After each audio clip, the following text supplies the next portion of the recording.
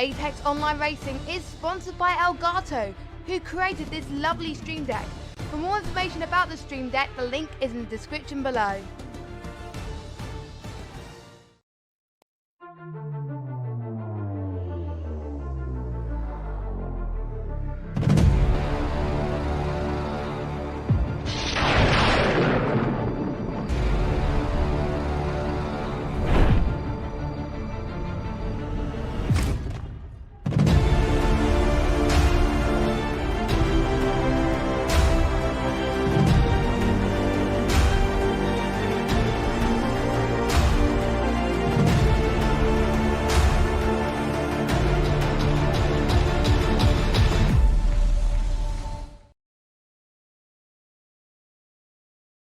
Hello everyone and welcome to Apex Online Racing Assetto Corsa Competizione Tier 2 round number 8.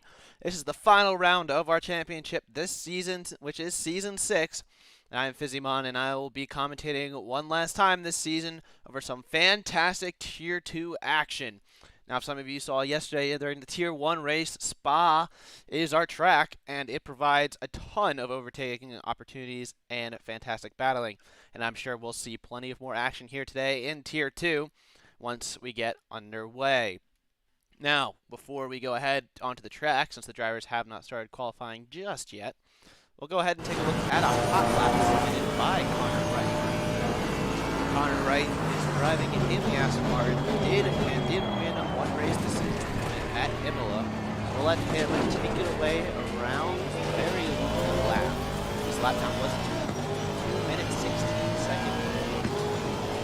So it's very close to what we saw in Tier 1. So let him take it away.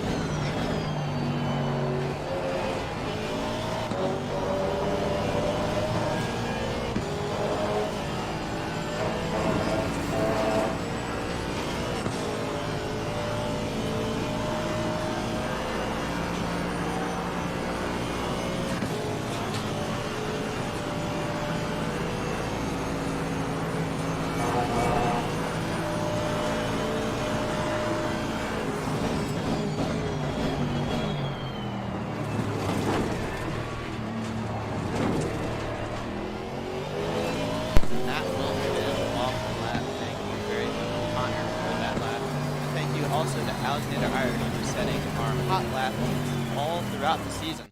Speaking of Irish, she is the first car on track. We are underway with qualifying now. So let's go ahead and take it back to the action on track here. This is a very long out lap, and as you saw on that hot lap, once again, it's a very long lap, with the longest lap of our season, with it being during the race in the 2-minute high teens, to say, put it nicely, since I'm sure we'll see a little bit of a variation of lap times around the track. But anyways, this track, as you can see the Irish and the BMW right now, is dominated mainly by 3 cars.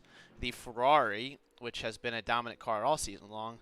The McLaren is pretty strong around here, and so is the BMW. So It'll be interesting to see. We know the Ferraris have been very good all season long. The McLarens have been a pretty solid all-around car, but this is one of their tracks where they are stronger at. And then from what I've been told, the BMW is pretty great around this track. And Scooter himself loves this track. It makes him very, very happy. And so we'll be looking forward to seeing him have a very good race in the BMW. But back up towards the front of our queue, it is Alexander Irish, and behind him is the number 7 car of, I believe, yeah, this is the number 7 of Alex Torregrossa. So it currently says the number 5 car is on a lap, but that is not true. He must have passed the finish line, leaving his pit stall. But yes, we will have to wait and see, because that is Dennis Latz. Now, one thing to note, I did not show the championship standings, because if I remind you all, Tom right here is our Season 6 Tier 2 champion. Not 100% if I saw him racing today, because he's been having a little bit of health issues this past week. So I do not believe he is on the grid, unfortunately. So that opens up the opportunity for a potential 6 different race winner. Now, we have several returning drivers who have won a race, one of them being July Sorp, who we've not seen since Bathurst. So looking forward to seeing what he can do on the track in that Mercedes. Good to have them back in the number 555 car. Another race winner who is out on track right now is Dennis Latz. He won last week and is looking to carry on with his momentum. Was a quite dominant performance around Zandvoort. So curious to see what he do in the Ferrari, which, like I said, it's a very strong car around here. It's strong all around, but this is probably its specialty. Looking through the grid as well, other race winners do include Connor Wright, who sent us that hot lap video. Cannot seem to find him there. He is in the queue, all the way back in the middle of the grid. And then let's see, who am I forgetting? I'm forgetting. So we got Wright, Sorp, Latz right here, and Florian Bauer. That's right. Not sure where the German driver is at today. I don't see him running either, so that is unfortunate. The 2 Germans race winners not racing today. But we still have ourselves a pretty jam-packed grid, 31 cars out on track and driving. You can see once again Scooter in his BMW flying around.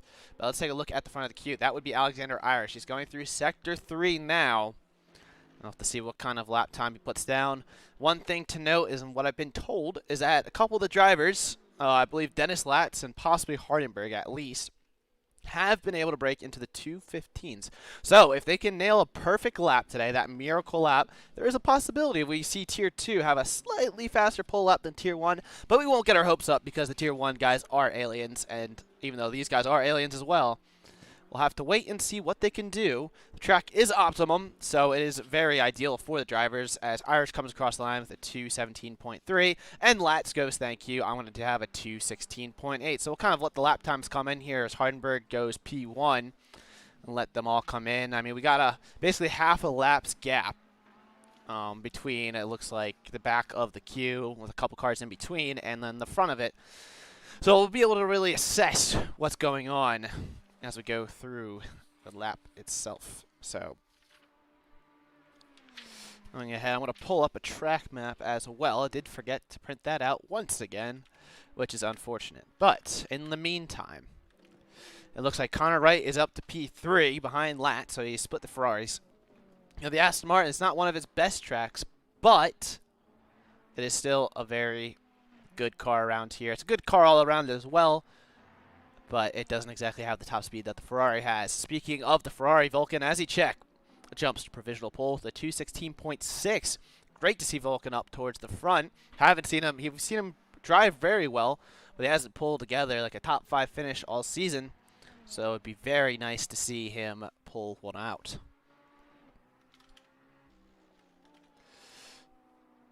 I'm going to go ahead and print this track map out for me. Oh, that is...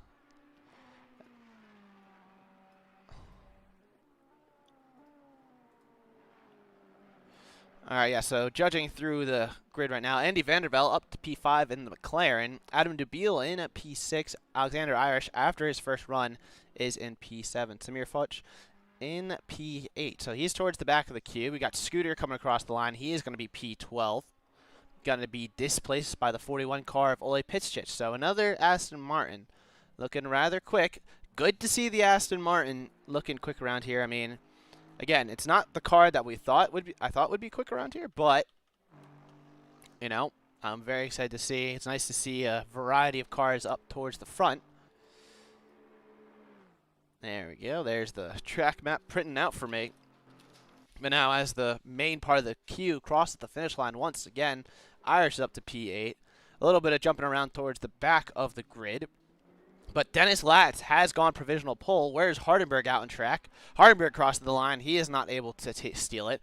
Where's Vulcan as he checks? So Vulcan's all the way towards the back. But Chen goes P4. He's pulled over to the side. He's going to return to the pits and go one more time. But Chen now down to P5 as Connor Wright comes up into P2. But Chen with a phenomenal qualifying lap in the Lamborghini. So while we thought that we'd have a race dominated by a couple constructors, it's looking like we're going to have ourselves a very diverse group of cars towards the front. We got Ferrari, Aston Martin, well, a couple Ferraris, but Aston Martin, Lambo, McLaren, 4 cars. We know the BMW's fast, so it's just a matter of time until they get up there as well.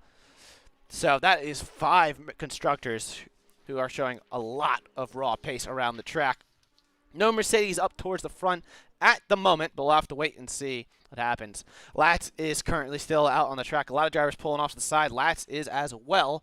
Pitschich, we know he is off on his own right now at the end of Sector 2, going through turn number 15 through Stavelot, and now out through 16, the very almost basically flat out corner as long as you have a good setup, and onto the long run into Blanchimont, and then all the way down to the bus stop chicane. So let's go on board with Ole. Let's see what he's got. The Ukrainian currently sitting P6. He's currently down on his lap time by a little bit. We'll have to wait and see. We know Adam Dubiel is 3/10 up on his lap, so we'll take a look at him next because he has a chance to break into the top 4. But now Pitschich coming out of the bus stop chicane.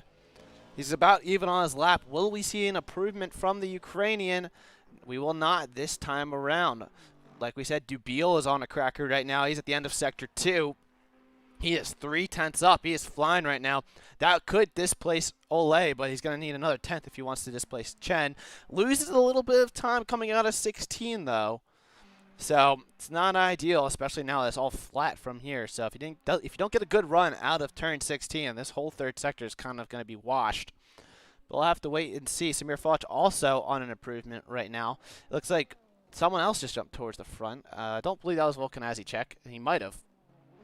But Adam Dubiel now coming out of the bus stop chicane, very quick on his lap right now. He's going to come across the line and go P8 with a 2:16.9.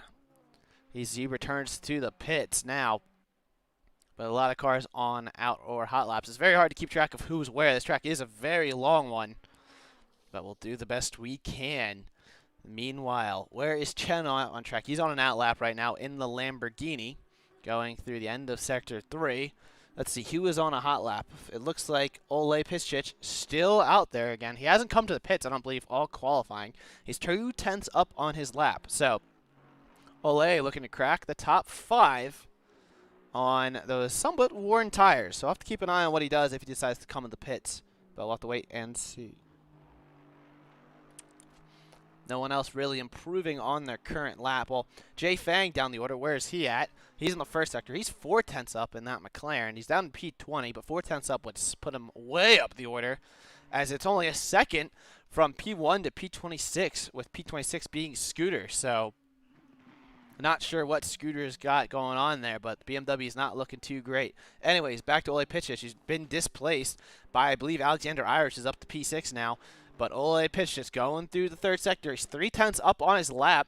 Can he possibly steal provisional pole from Dennis Latz? I mean, there's still 4 minutes, 20 seconds left, so plenty of time to have that ruined. But Ole coming out of the final corner now.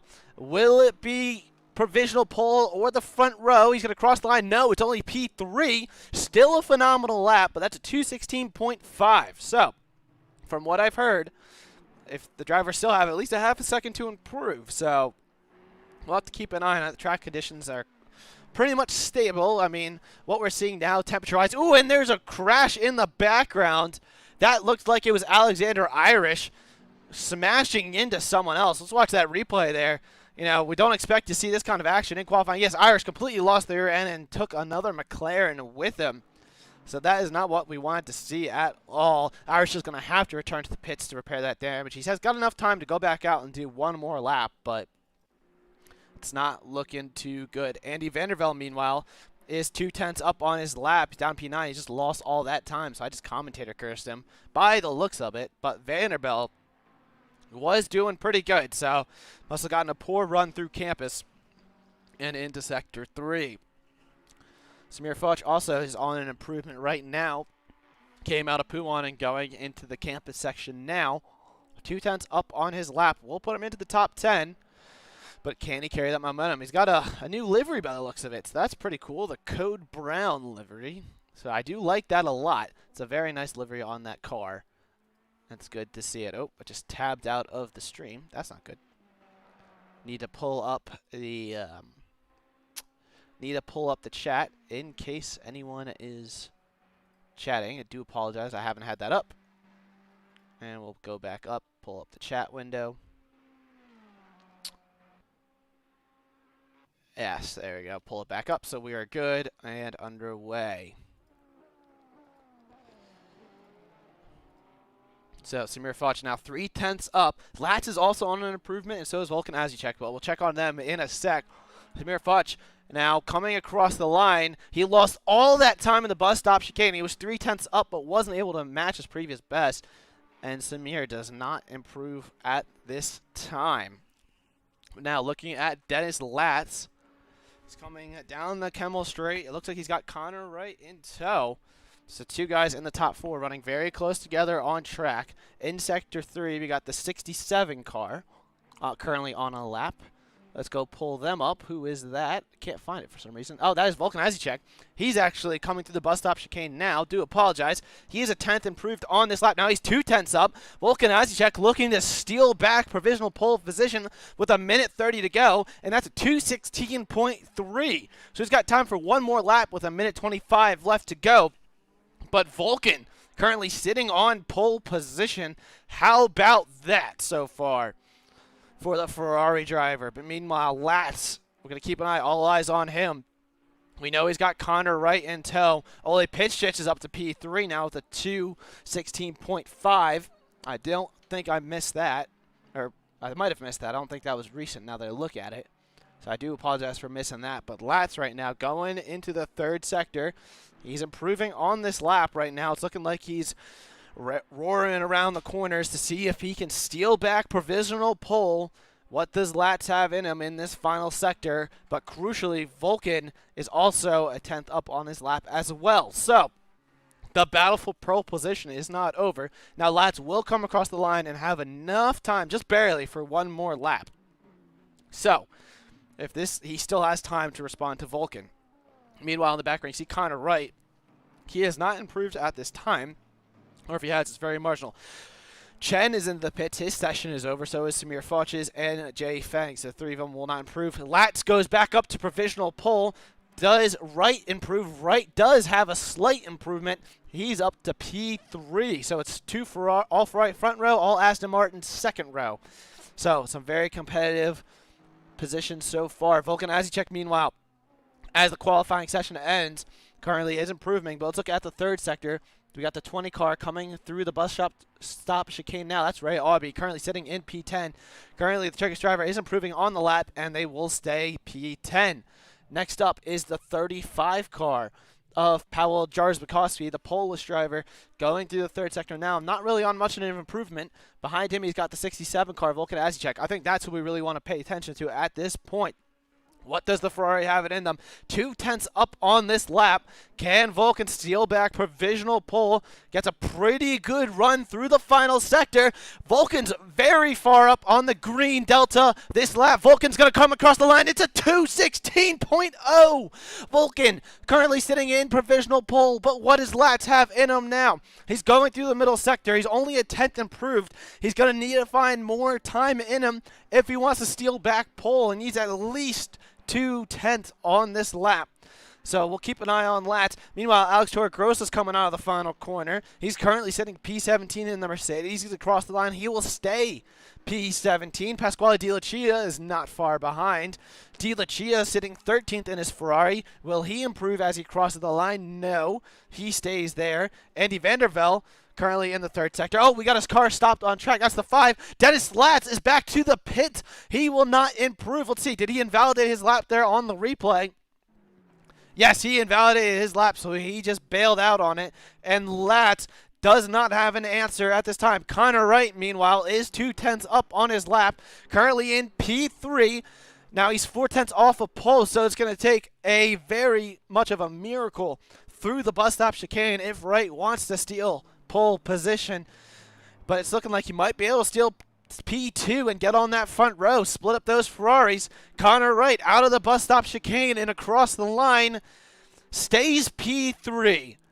So on pole position is this man, Volkan Azicek, his first pole position of the season in the Ferrari with a 2:16.095. So no one into the 2-minute 15s, but still some lightning fast laps from our front runners. Volkan Azicek P1 and Dennis Latz P2. Connor Wright P3 and Ole Pitschich is in P4.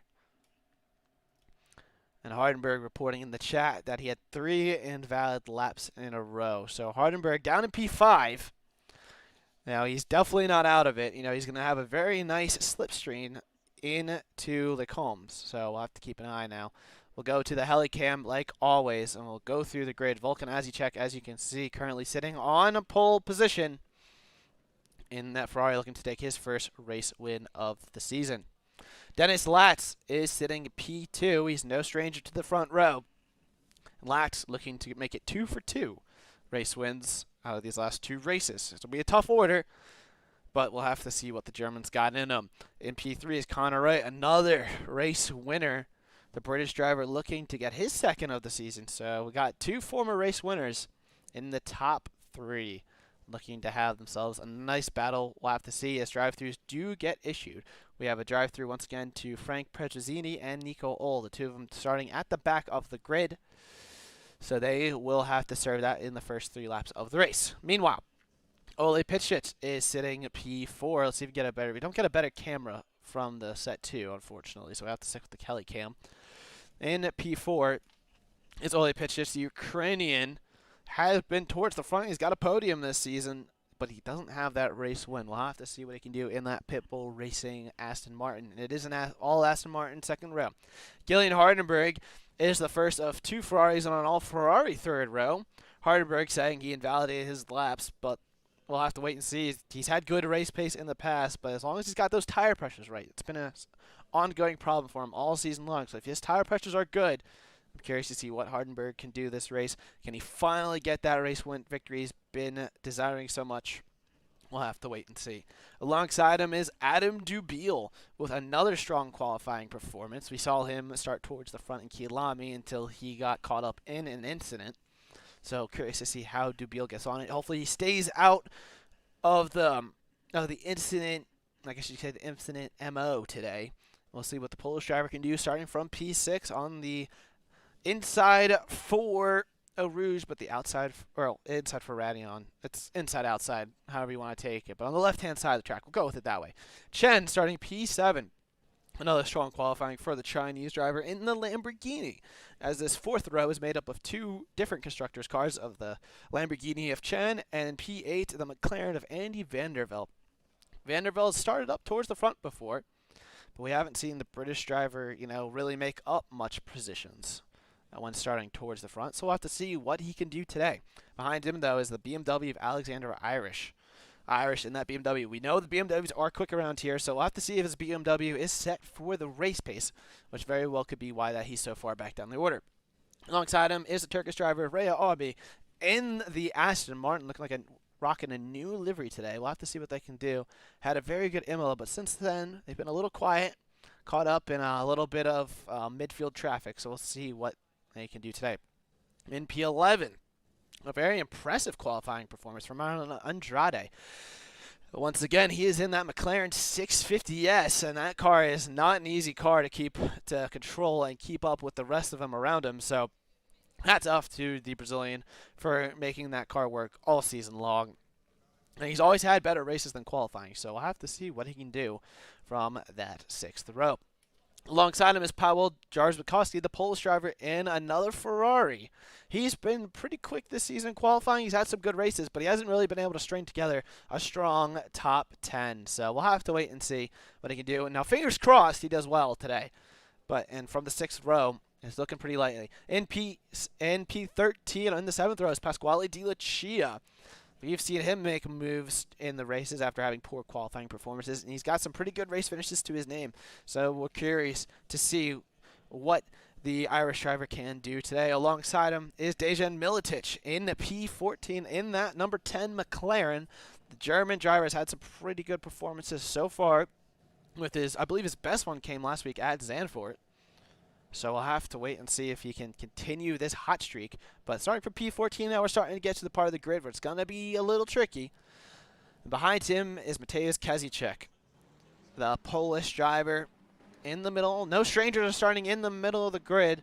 He's had some up and down performances all season, but with this being Spa, a fan favorite track, we'll have to see if he can change it up for him. Samir Foch starting in 16th. That new livery Ferrari, that's a very nice livery. I do like that a lot. Might be my new favorite on the grid.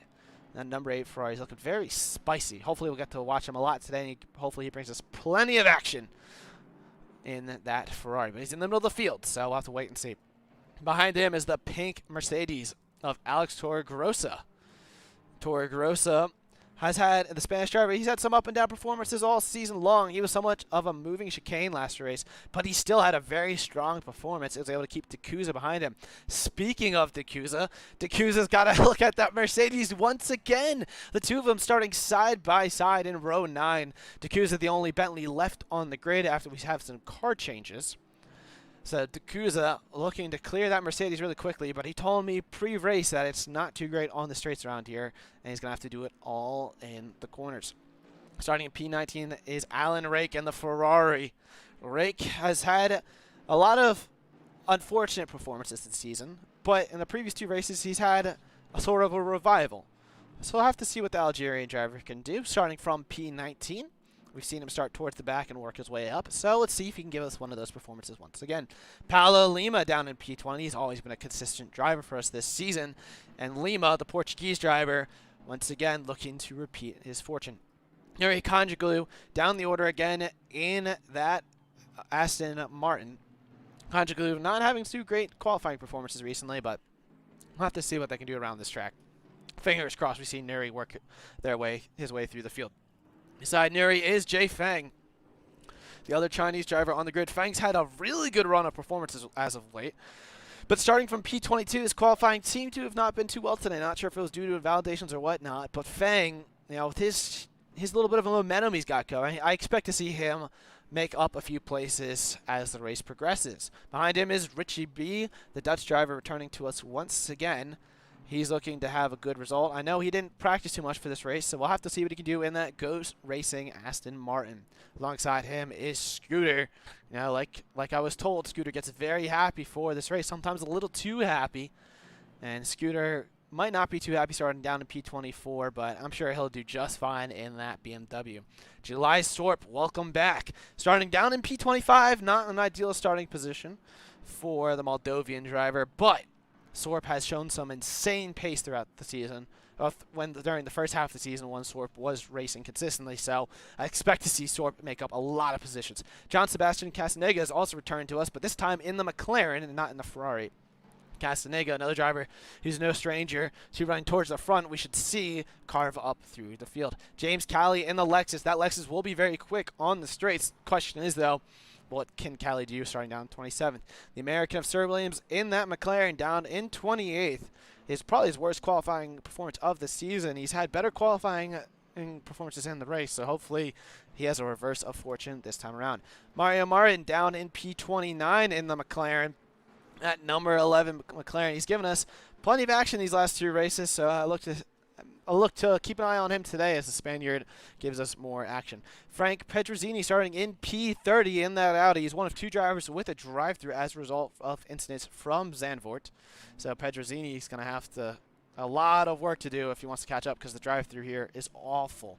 Nico also has a drive-through. He's switched to the Nissan. The other driver to switch cars this week is in an all-black Nissan, switches from the Bentley, and he's looking to get a little bit more straight line speed out of his car. And last but not least is Jan Klimes in the Porsche. Klimes will have a lot of trouble making up positions on the straights, but that Porsche is muddy through the corners. And the Porsche actually won the 24 Hours of Spa this past year, so can't count out Klimes from P32. Back up towards the front, though, Volkan Azicek leading him through the source now. The start line is on the run into turn 2 and up to Rouge and Radion, so we'll just have to wait for the lights to go green, and we'll be underway. Let's go to the helicam. Probably will give us a little better of a shot. Actually, it'll give us a better of a shot, I believe, when we go green, but we'll just go with the camera set for now because I'm sure we'll get a fantastic run through Rouge and Radion as the drivers come up to the line for one last time. It's green, green, green. We are underway here at Spa. Volkan gets a fantastic start from P1, and there you can see all the drivers going up the hill now. Looking a little clean through Rouge and Radion. Volkan holds the lead, but behind him, Dennis Latz and Connor Wright. Side by side, Connor Wright is up to P2. Ole Pitchich now trying to make a move as well on Latz. Latz is boxed in on the left-hand side of the track. Connor Wright goes to the right to go defensive, and it looks like Wright will hold on to his position, and Latz will stay P3. As we got a lot of shuffling through the grid, a little slow. Chen got a poor start. It looks like he has dropped a few positions, but they're going double file through Lacombe right now. Latz going to stay ahead of Pitchich, but the two of them being completely dropped by Wright and Volkan up ahead. Hardenberg in P5, Adam DeBeal in P6.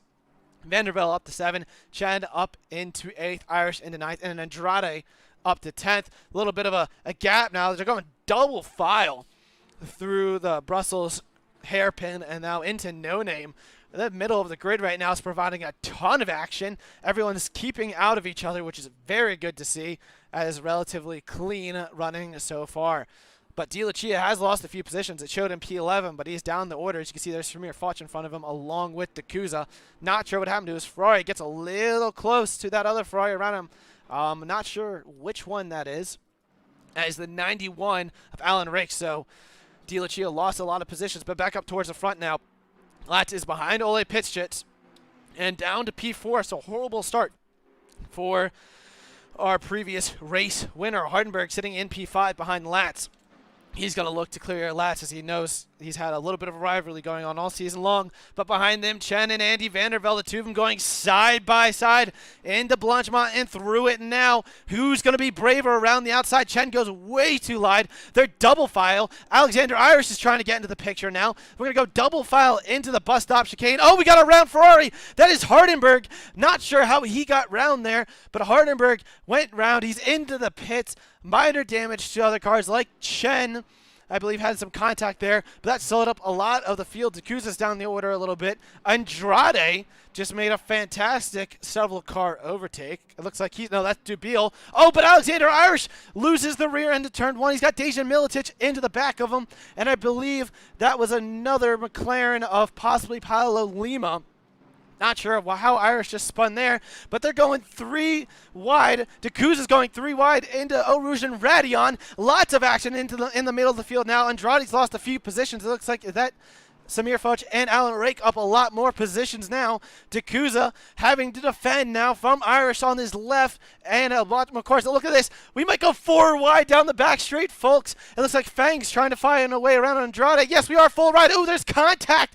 We had a McLaren way up the inside. He's completely around. Not sure who that is. Everyone's going around. We got a spun Dejan Milicic in the background. And there, Andy, it looks like Paolo Lima's into the wall as well. Going 4 wide into Lake Holmes never works out. And that is a horrible incident in the middle of the field. They keep going on. Sir Williams is up a lot of positions. We can notice his car up a lot of places. Shooter also has scooted his way through the field right now.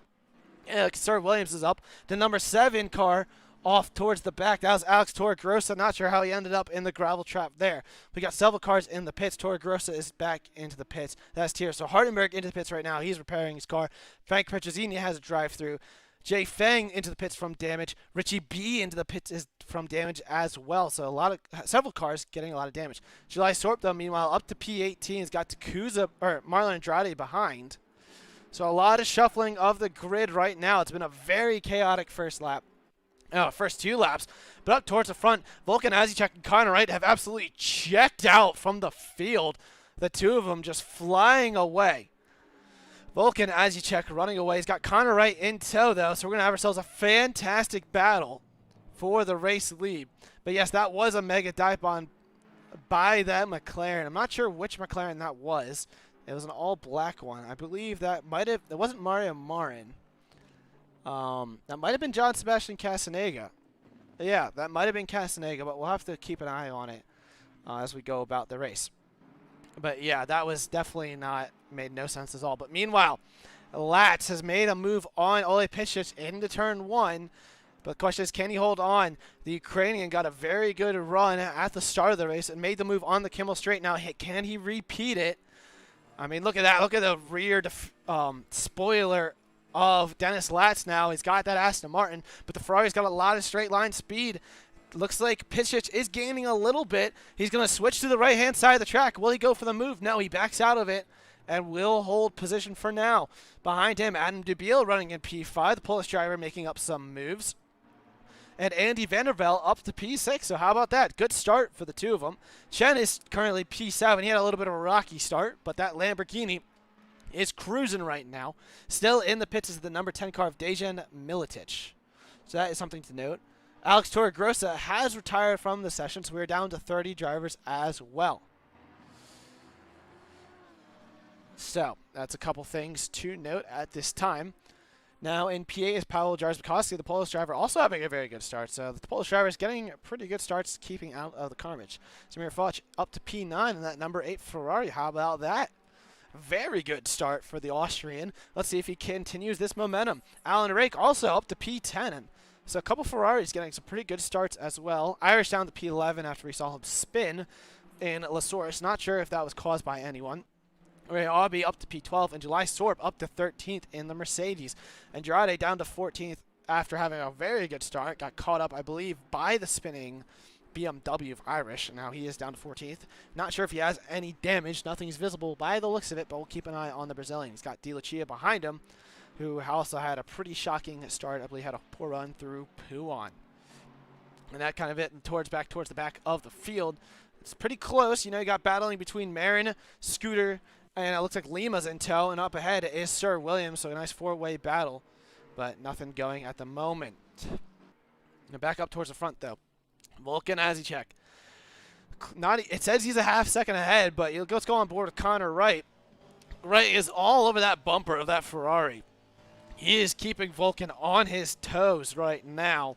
The 2 of them are 4.2 ahead of Latz, so not sure if Latz got any damage from the start of the race, or it's just because he's battling a lot with Ole Pitchits, but these 2 up front have not been battling too hard. As you see, the Ferrari got a fantastic launch through Radion. It looks like a little bit of a corner cut, so that is something we do have to keep an eye on. Because if you guys watched that Tier 1 race yesterday, several drivers in the top 8 got drive-thrus on the final few laps, which is horrible to see, but that was due to track limits. So if these guys, they need to keep it on the track because a drive-thru will cost you so much time.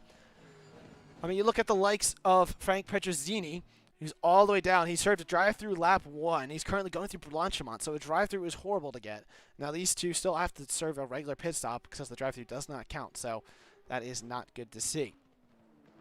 But, yes, back towards the front right now. Ole Pitchich has fallen back a little bit off of Latz. Latz starting to get going in his Ferrari, but he's got a 4-second gap to make up on the front 2.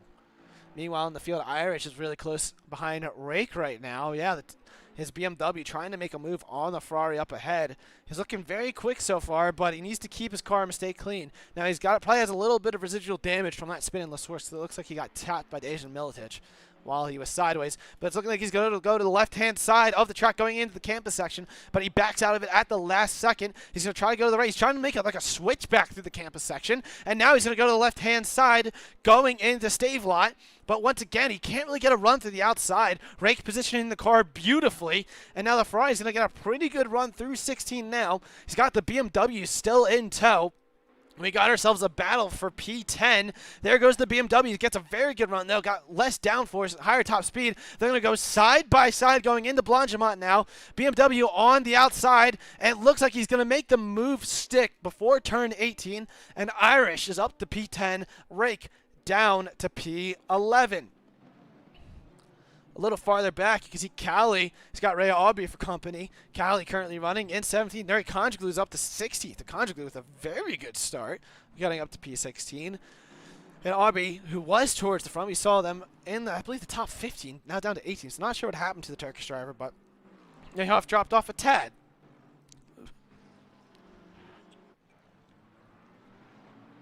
And Mario Marin, jeez, almost said Mario Mario for a second there. A little bit of a tongue twister there, pronouncing the Spaniard's name, but he is currently into the pits for his first scheduled pit stop. Doesn't look like he's got any damage, so McLaren coming in for his one and only pit stop, I presume. But now looking back towards the front, what is Wright doing right now? He's 6/10 off of Vulcan. He's losing a little bit of time. Now, I wish we could see the amount of warnings on these drivers. I mean, that's one thing, you know, one of the two things I'd like to see, that and, like, position change. That would be, like, awesome to see. But the game, unfortunately, there's no way to really look at it from my end. I'd have to pull up some other third-party program. But these two have been battling it out all the way. It's 3.9 back to Lat. It's looking like Vulcan is a little quicker on the front two. On the previous lap, he was a 2:17.7. Wright did a 2:17.9. So Vulcan trying to gap the Aston Martin behind.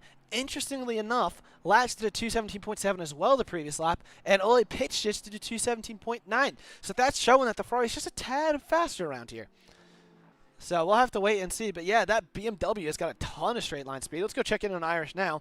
He's 2 seconds behind Samir Foch. There's a battle going on for P5. Vandervelde is on the rear bumper of Adam Dubiel. So we'll have to see what he can do. He's lost a little bit of time in the middle sector to the Polish driver up ahead. Dubiel having a very fantastic race so far, but he's hoping that no one touches his rear bumper and sends him into a half spin, giving him damage. So fingers crossed that he doesn't get a repeat of fortunes from Kielami. But right now, P5 is a fantastic job.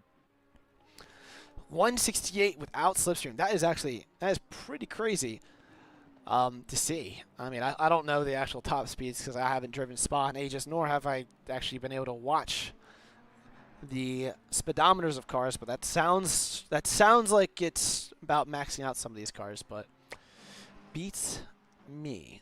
Meanwhile, Sorp up to P11, Rake down to P12. Looks like Rake's kind of fallen off a little bit. The Algerian, who was able to benefit from avoiding the collisions, now down to P12. But still, a very respectable race going on for Rake so far. He started, I believe, in 19th. So, Rake doing very good. Behind him, Di Lucia and D'Acusa battling it out. Not sure we'll see D'Acusa make a move anytime soon, though, since that Bentley's a boat. And it has a lot of problems overtaking on straights around here. So, I'll have to keep an eye on this battle as it unfolds. As D'Acusa, I'm sure, will keep a lot of pressure on Di Lucia. Is Vandervelde any closer to Dubiel? He's right up on the rear bumper of Dubiel, but he's not getting a good enough run into Lake Holmes to actually make the move by the looks of it. He just falls off during the middle part of the lap. Look, you see 2 tenths between the two of them. And then by the end of the second sector, I believe Dubiel will have gapped Vandervelde a little more. So Dubiel getting a better middle sector, which is keeping him ahead for now. So we'll have to wait and see. I would love to see a little bit of action here, battling for P5 and for lots of points. Moving through the field, other actions we got. James Cali is pressuring Neri Conjuglu. You can see the 3-car train with Rhea Aubrey in the background. So we got a little bit of battling going on. You can see they're behind D'Acusa in that battle.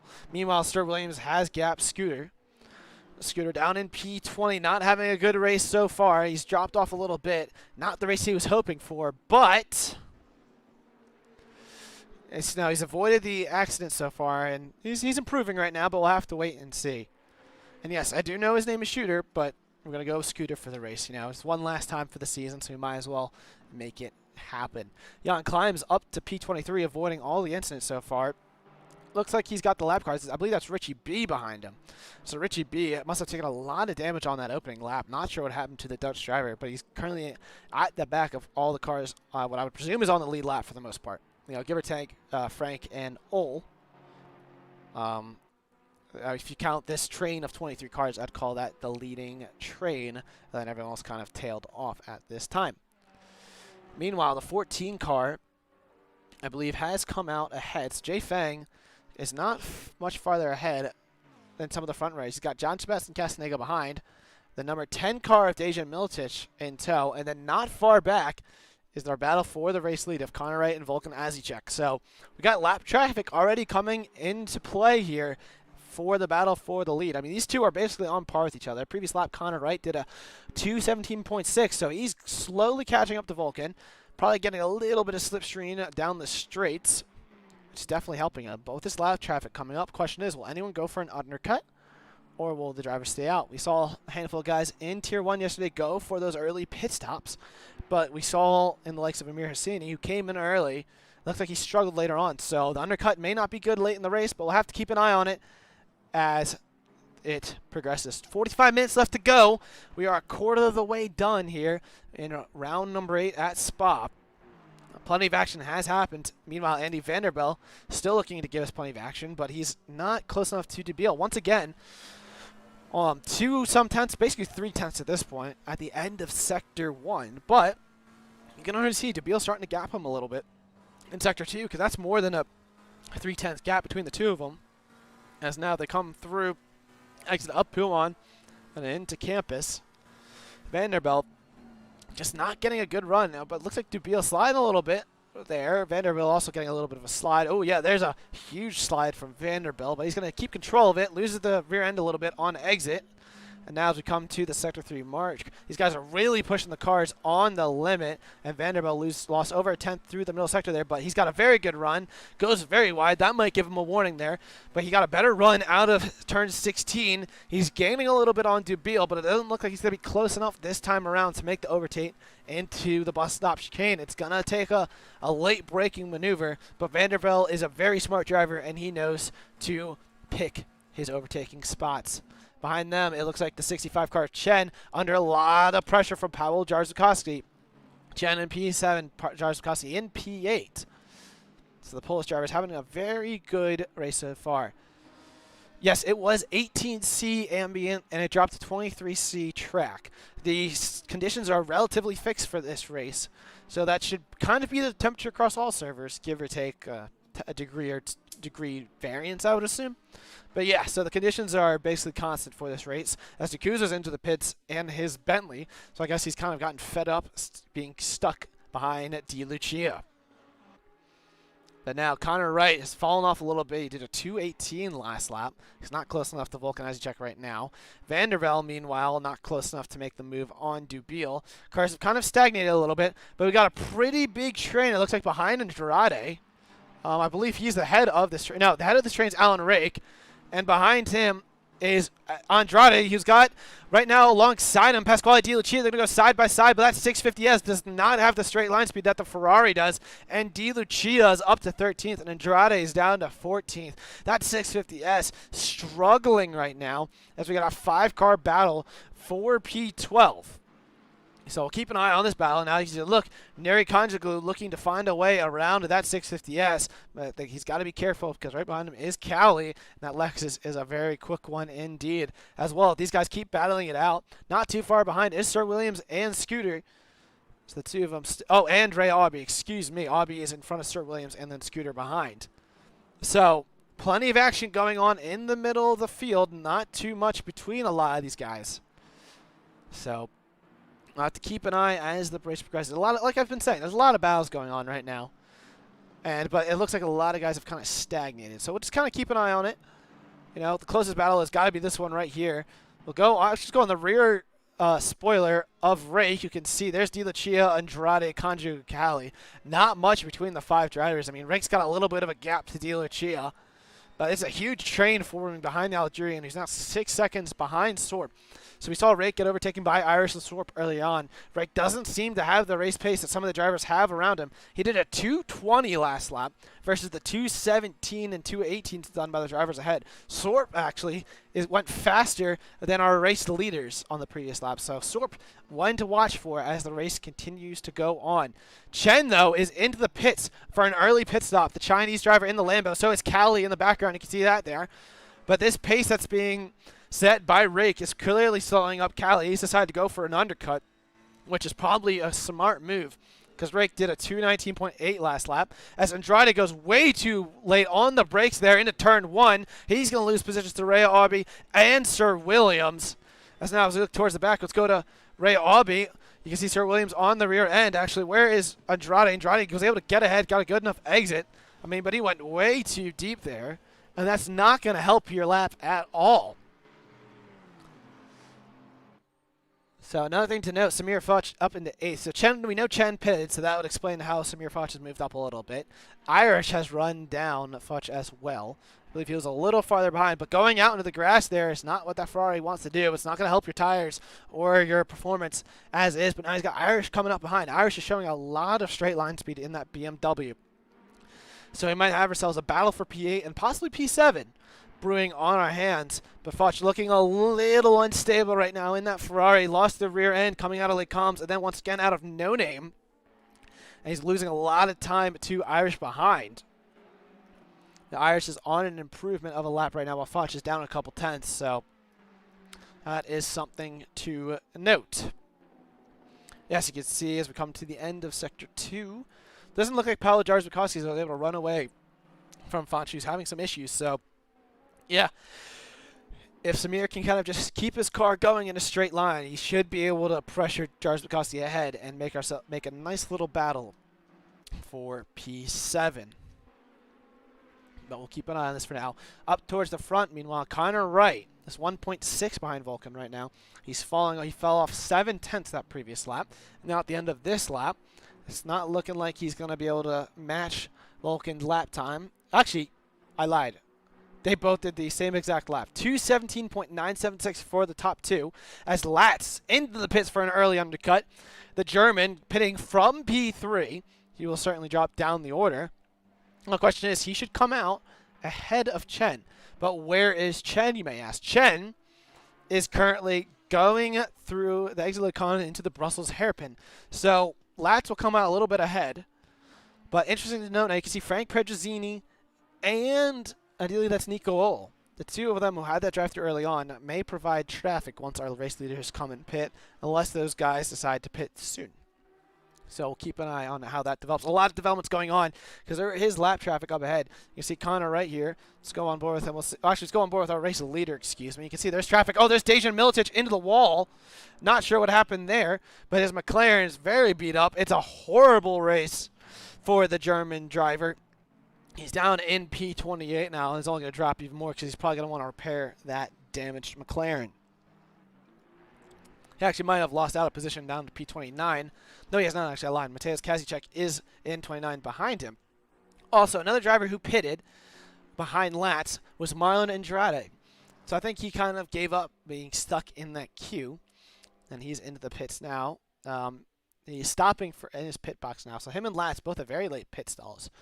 So they had to go a pretty far long way to get to it, and that is where they are stationary. But let's go back to the action on track. There's Jay Fang down in 26, kind of running sort of by himself. He's got a car behind. That's John Sebastian Castaneda, who I believe was the McLaren who caused that early wreck in Les Combes when they went 4 wide, which, like everyone has said, not the move you want to make going into that part of the track. But as of right now, John Sebastian down 27, Fang in 26. Scooter not too far ahead from those guys. Scooter really struggling in his BMW today.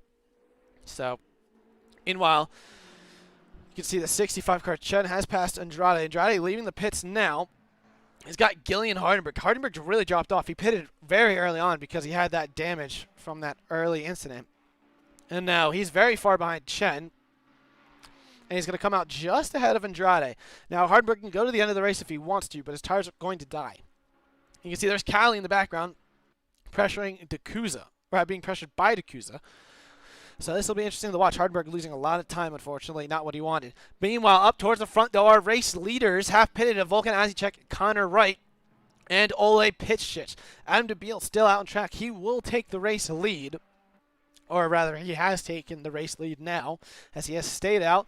A lot of drivers coming in from early pit stops. Andy Vandervelde, Pasquale Di Lucia, Sir Williams, and Paolo Lima, all into the pits. So 2 Polish drivers, 1-2 right now of Adam DeBeal and Paweł Jarzbakowski. P3 is Irish. He dropped off with Jarzbakowski a little bit. Actually, no, that's a lie. He got around Fauch. We missed that overtake. But the 2 of them dropped off with Jarzbakowski. And they're running 3 and 4. Behind them, July Sorp now up to P5 due to the drivers pitting. Sorp driving pretty good at the moment, but the pace has dropped off a bit. Sorp's best lap was a 2:17.8, faster than the drivers ahead, but on that previous lap was a 2:19.2.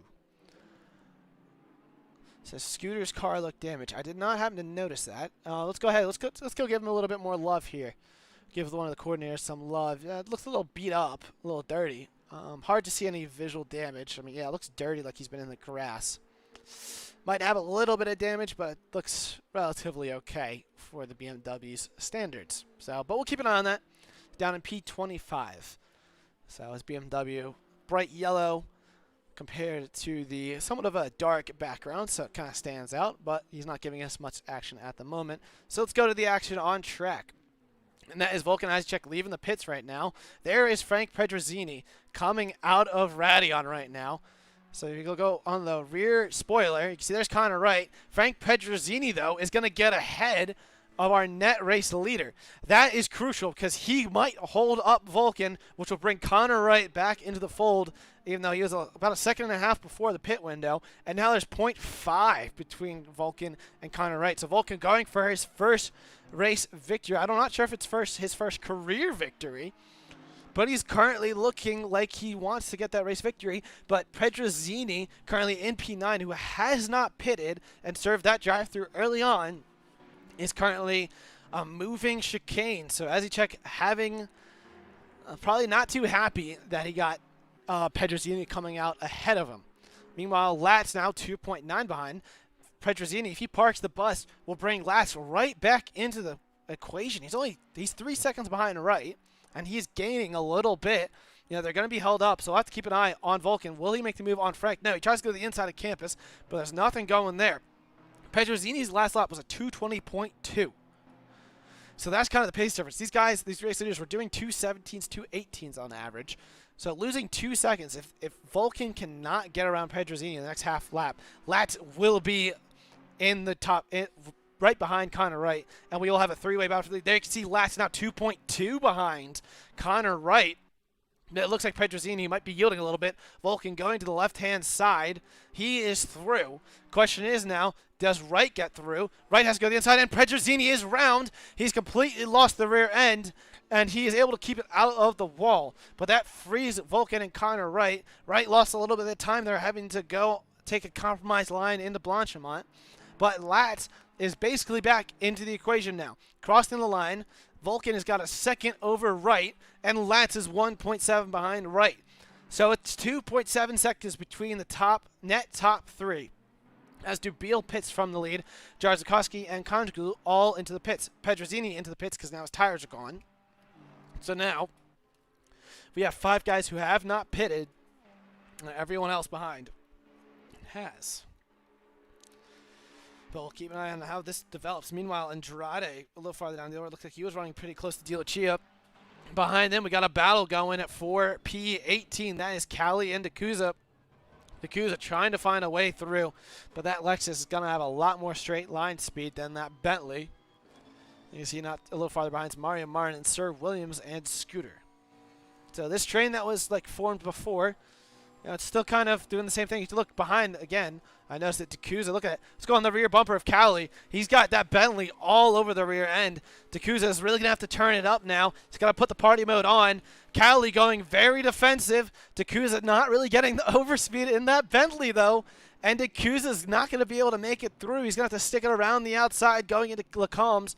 But Dacuza's going to be stuck behind. He's got such a good run through Eau Rouge and Radeon. But that Bentley said, now straight line speed is non-existent.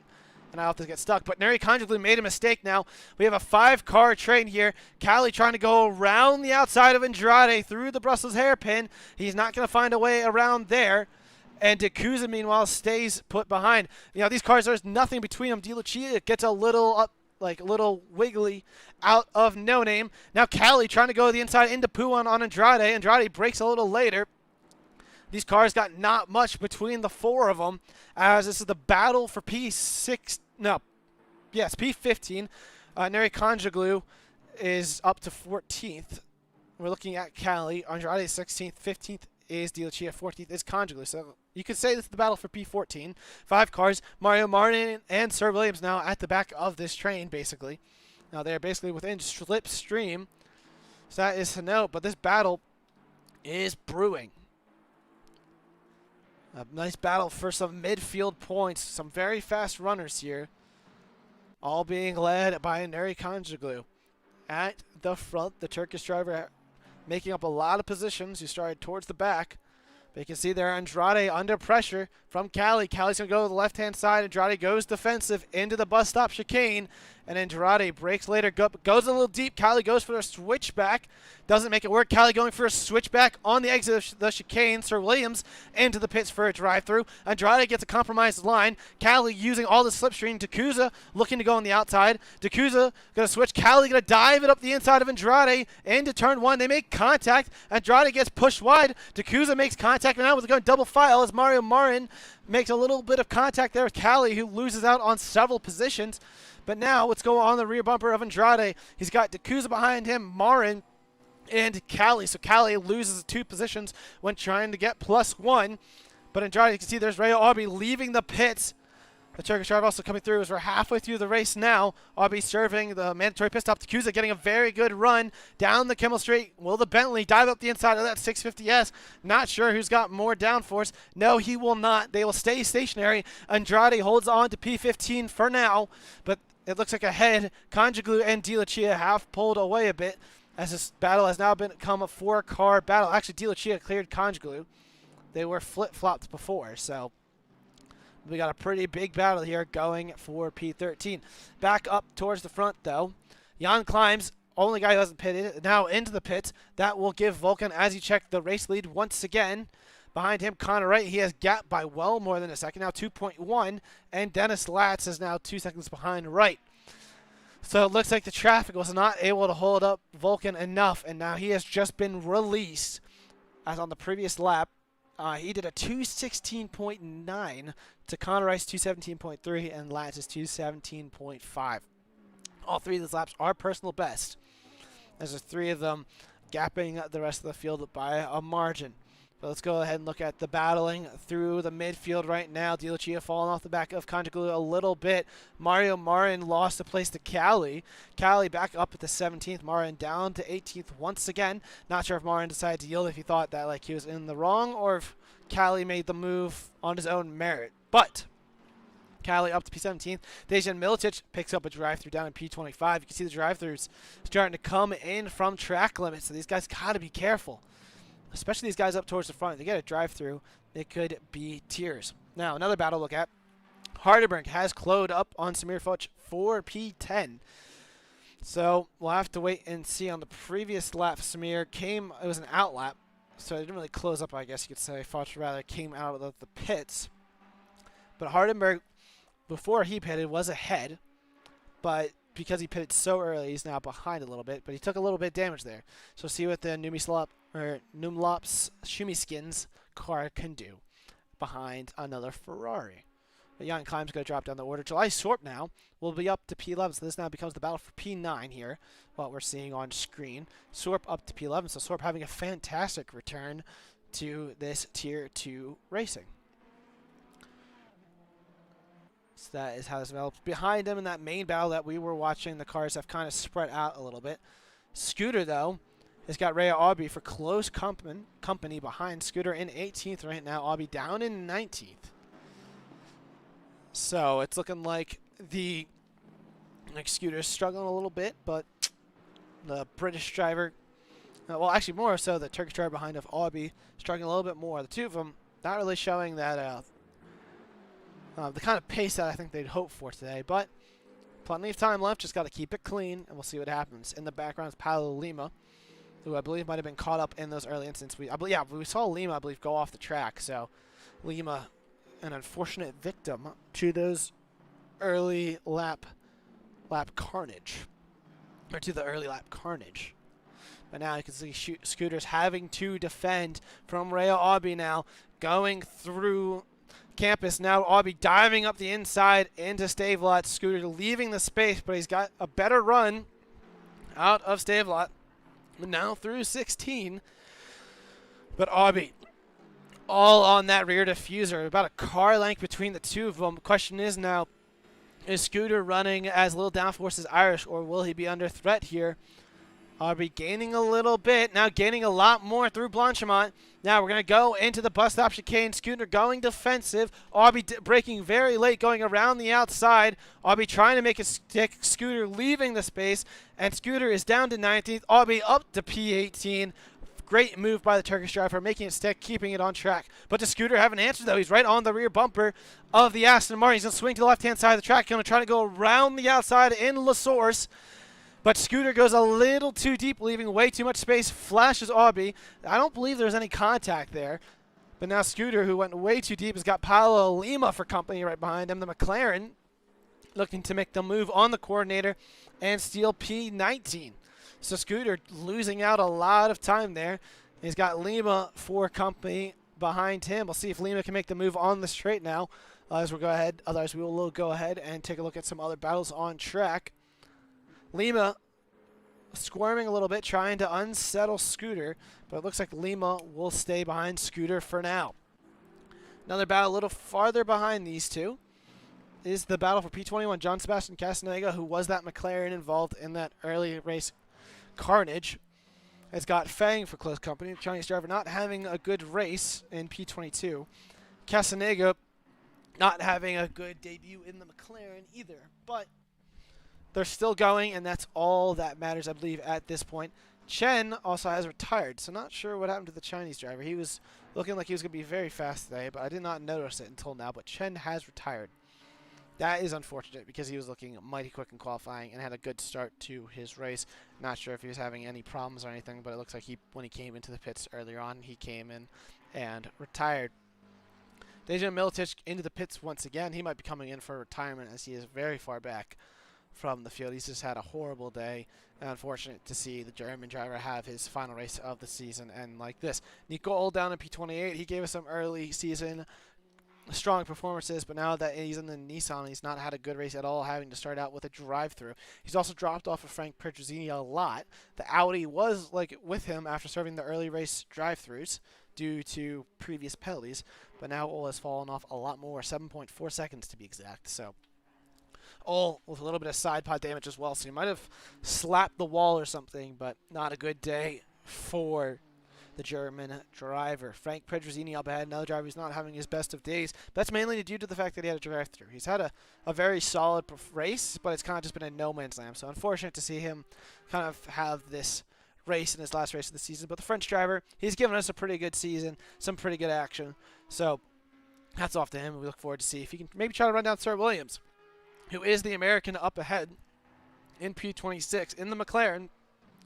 Williams came in for a second unscheduled pit stop. Not sure why. Might have messed up some tire pressures, but Williams down in P26 now. After that, Richie B was, I believe, was caught up in the early race carnage because he pitted very early on that after lap 1. The Dutch driver in, I believe, his third race of this season, not too thrilled about how it's going for him, but he's still going, and that's, I think, all that matters to him, and we'll hope to see the Dutch driver finish these last 22 minutes out. In P24, we got the Polish driver, Mateusz Kazicek. He was a little farther up the grid. I'm not sure if he might be another driver who took a second unscheduled pit stop, but now he's down in P24, 3 seconds off of Young Climbs, so we'll go look to see if he can run down the Porsche up ahead. The Porsche up ahead is, like I said, Jan Climbs. He's just not had his best of days today. The Porsche, definitely not its strongest track. That is for sure. And I think that is coming to bite him in the butt right now. But he's had a couple good performances, and he's still driving today, and that's all that matters. And that's kind of what all that matters for a lot of these guys who aren't having great performances. They're still driving, and I think that's got to be good enough for them. Back up to the battle, though, between Lima and Scooter. Lima trying to find a way through once again into Stavelot. He's all over the rear bumper of Scooter, but not much going on in this battle for P19 at this moment. Alan Rake all the way down to P18. Oh, no, Alan Rake retired. Excuse me.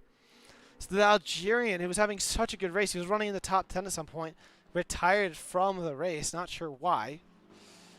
But that is very unfortunate to see. That kind of hurts because he was doing so well. So I'm not sure what happened to him, but he has retired. He might have disconnected too, because I don't believe. Yeah, because it was like 53 seconds into the laps. Not sure what happened to him.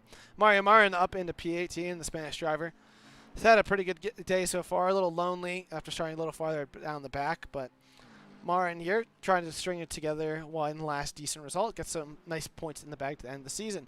Up in front of him, though, we got a little battle brewing between Cali, D'Acusa, and Andrade. Andrade's 650S not looking like it's good in the race this time around. We'll go on board with Cali, who certainly has the most straight line speed out of this trio of cars. Question is now, will he make it work? D'Acusa and Andrade getting good runs out of Radion. D'Acusa trying to find a way. He's using all the slipstreams. He's going to dive to the right-hand side of the track. Andrade does not go defensive. There's Cali gaining on the pair of them. D'Acusa looking to go up the inside into the comms. Andrade leaves him the space. D'Acusa is going to go around the outside. Cali trying to go with him. And it looks like Andrade's going to lose two positions in the span of 3 corners. Andrade all the way down to 16th. And Cali up to 15th, D'Acusa up to 14th. So not what the Brazilian wanted. That 650S really not working for him today. Fantastic overtaking job there. But now D'Acusa's going to have to fend from the Lexus behind, who definitely has more straight line speed from him that we just saw. A little farther up the road, we got Pasquale Di Lucia running in 13th. A little bit in no man's land. He's a second behind Neri Conjugal, who's gapped him a little bit. So the Ferrari struggling to keep up with the Aston Martin up ahead. July Sorp, meanwhile, on the rear bumper of Hardenberg. So Hardenberg was behind Samir Fudge, but he dropped off a little bit. Those tires starting to go. That previous lap, Sorp was 7/10 quicker than Hardenberg.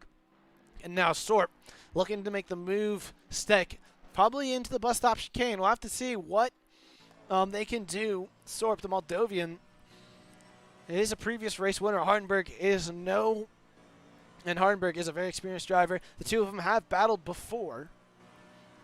Question now is, how does this battle fan out? Hardenberg going very wide on the exit of turn 18.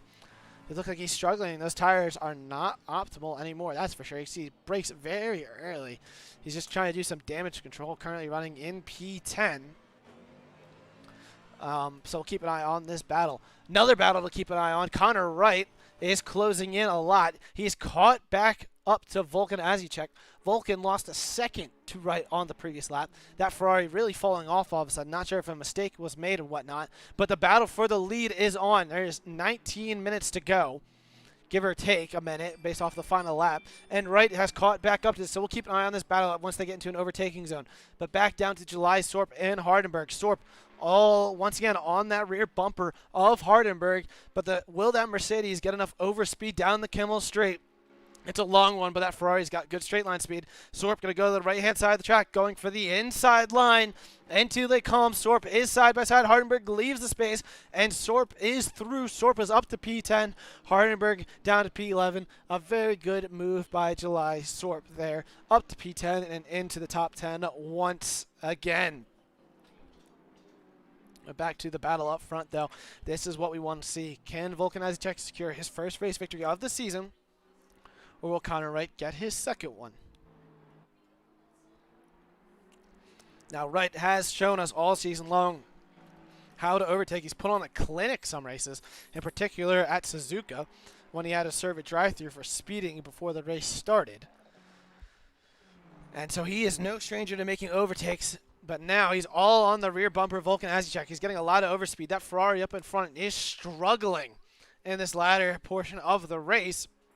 Volkan Azicek going defensive into the bus stop chicane. Connor Wright going to try to stick it around the outside. Nowhere working there, though. Now, if these two start battling, Latz will once again get brought into the fold. The question is, will they battle very hard, or will Volkan yield, or will Connor Wright just kind of sit behind? That is all to be determined. But Volkan not using all of the track that he paid for right now. You can see there, and he gets a good exit, but he didn't really hug the left-hand side there. Took a slightly defensive line as now we go on the run up into Rouge and Radion. And up the hill, we get this very nice camera shot as I go through the first part of Rouge, now up to Radion. A fantastic camera shot, might I say. And Wright is right on the rear bumper of Volkan Azicek. Is this his opportunity? There is nothing between the two cars. Wright's going to go to the left-hand side of the track. Vulcan, as he checks, going defensive. Will Wright break late enough? Vulcan holds the inside line, and Wright will have to stay behind for another portion of the lap. As you check, holds on to the race lead for now. Wright goes for what looked like a late lunge into the Brussels hairpin. This is the overtaking moves that I was talking about. Wright knows how to find the weak spots on a car up ahead, and he knows how to make those overtakes work. So we'll have to wait and see. I mean, he is the reigning champion, not the incumbent, as that is right here. But Wright is trying to put on a show one last time for us this season. We've got 16 minutes left, so he's got plenty of time. And now here, he's going to look to go to the inside into the campus section, but nothing doing there. So he's really trying to pressure Vulcan as he checks now. I mean, he's got 2.2 seconds to Dennis Latz behind, who is coming, and Ole Pitchich is not far behind. Pitchich actually was faster than the 3 cars ahead. So that is something to note. So we could have ourselves a 4-way battle if these two keep battling it out for the race lead, and that would be a fantastic way to end the season. But now, Wright's going to go to the inside, and Blanchimont now, they're going to go side by side. Wright's got the overspeed. He's got the inside line, but the two of them go way off track. Wright yields because he realized he pushed Vulcan off the track, or not sure if he did or not. Gave a little bit of a flash there. Vulcan holds on to the race lead as he used the extra runoff there to hold on to it. Not sure again. I'm not sure if that's because Wright pushed him off or if it was just to leave the space. But Vulcan holds on to the lead for now. Wright looking like the faster driver between the two of them. But that last lap, they did 2:19.4s.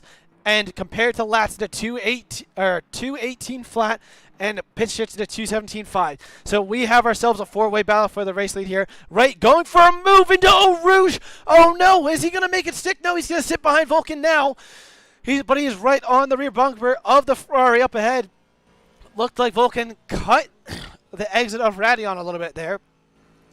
Not 100% sure. Wright does not have the overspeed this time around to make the move, but there's Latz right behind him. So it's for sure a 3-way battle for the race lead. Less than a 0.6 of a second now separating the top 3. Ole Pitchich a set 1.2 behind them. So we got ourselves a huge battle for the final race here going on in the closing stages.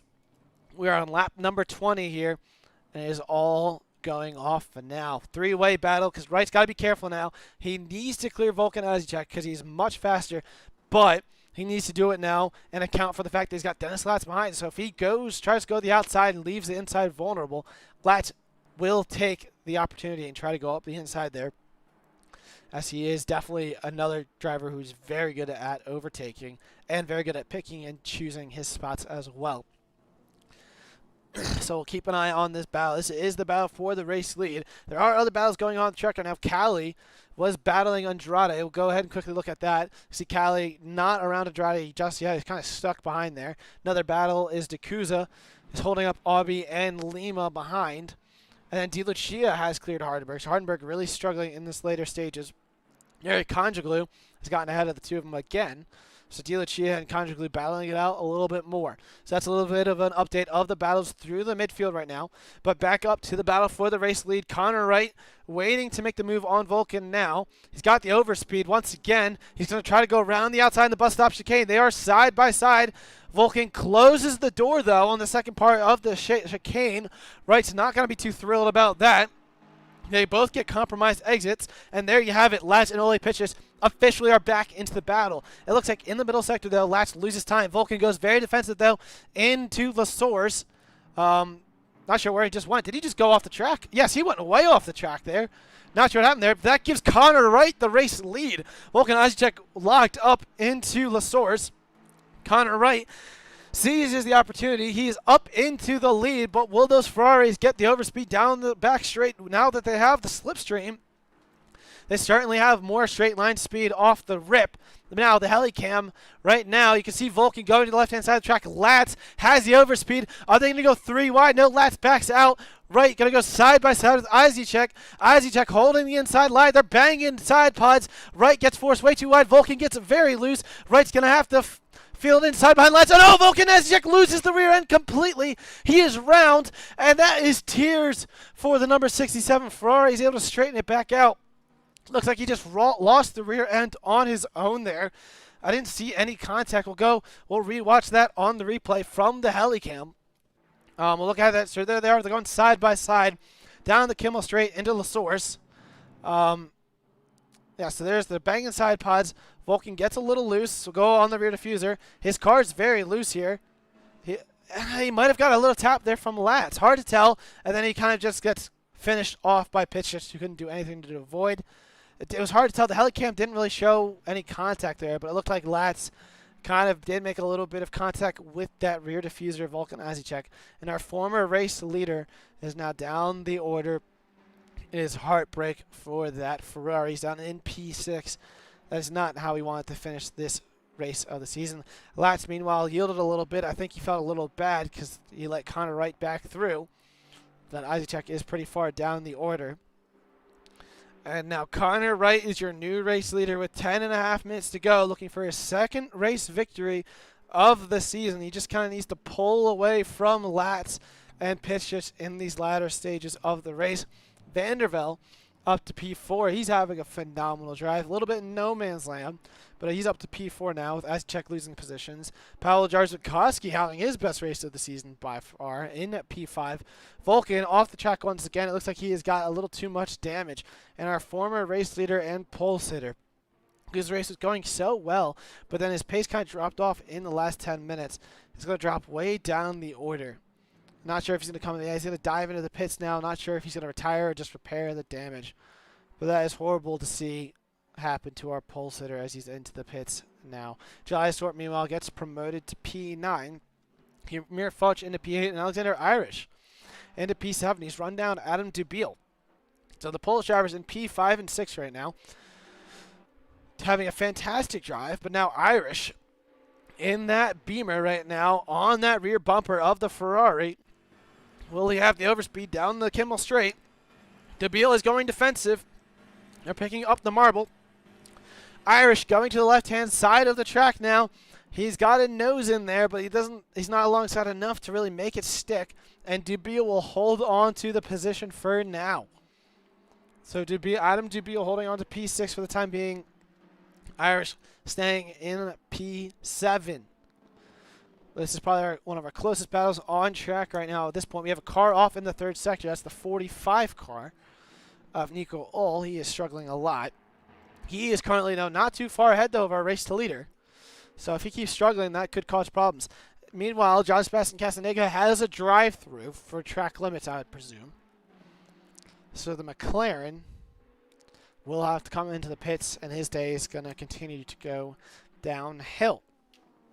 Now, interesting enough, Vulcan Azicek repairing his damage might come out. He'll probably come out behind the current race leaders, but he'll still come out like out of last place. He'll have a few cars behind him, so you can't be too upset about that.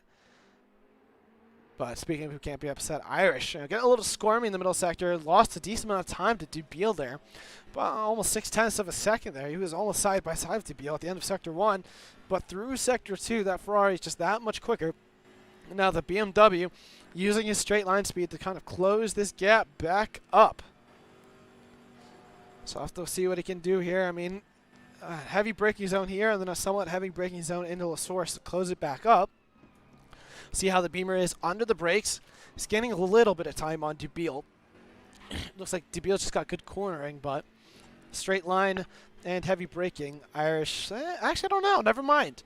Irish lost a 10th there, so I guess that Ferrari a little quicker at this stage of the race. Dubiel might have made a mistake to lose time to Irish. Let's see there, Irish is just not close enough to really make a move by the end of the Kimmel Straight. Let's go back to the battle in the grid between Pal Lima and D'Cuzas. The battle for P16, Ray Aubie and Scooter in the background there. Not too far behind. Lima trying to get another position on this somewhat of a recovery drive. The Portuguese driver trying to make it work. Definitely has more straight line speed than the Bentley. And with a good exit out of the source there, will he try to make the move going into Eau Rouge? That would be ballsy, but it would be a fantastic overtake. He's kind of going to sit behind the Bentley for now. And now as they go up the hill And on to the Kemmel straight. The McLaren bouncing around a little bit on the curbs, but he's definitely going to have a very good run on Dakuza up ahead in the Bentley. Well, actually, I lied. It doesn't look like he did. So that is interesting. How about that? Lima stays behind while Dakuza stays ahead. Now, John Sebastian Castaneda does have to serve a drive-through. He's a little farther behind. He's got Scooter in tow in P20 there. Scooter trying to get around the McLaren. I was probably hoping that the McLaren came to the pits on the previous lap. But for now, he's going to have to hang tight. Nothing to note, Nico Ohl's into the pits as well. So Ohl and Isaac both into the pits, repairing damage that they received. That frees up Connor Wright, Dennis Latz, and Ole Pitchich. Our front three, they should not have lap traffic. But, interesting thing to note, Vandervelde's closed up a little bit on Pitchich on the previous lap. So, we'll have to see if the McLaren can continue somewhat of a comeback drive. But with 5 minutes 45 seconds left, you guys are doing about 2:17s. We have 3 laps to go. Unless Wright slows down a lot, we will just barely have 3 laps to go because they will come across the start-finish line. Well, no, the finish line, excuse me, not the start-finish line. The finish line with about 5 seconds left. So as of right now, there's 3 to go in this very long track and a 60-minute race. A lot of action so far at Spa here in Belgium. 5 minutes left. Still plenty of time for more things to go down. If I remind you guys from the Tier 1 race yesterday, there was a little bit of heartbreak. Some drivers got drive-thrus in the final 3 laps. So fingers crossed these drivers have learned their lessons and will not be repeating that mistake. But you never know. So as we look through Irish, once again, really close to the Ferrari up ahead. He's gaining on the Kemmel straight now. Samir Foch going to... Actually, no, Irish was behind Dubiel before. He must have made a mistake because now he's got Samir Foch ahead of him. Foch up into P7, Irish down to P8. Not sure what happened to the BMW, but Irish, who was looking very racy behind Dubiel now, has lost the position to the Austrian in that number 8 Ferrari. So, little turn of events there. I'm seeing the 2 Ferraris and I'm getting confused. We got 4 Ferraris in the top 7, 6 in the top 12. So most of the Ferraris are having pretty good days, except for the ones who got caught up in those early incidents, which is unfortunate to see, but it is not much we can do.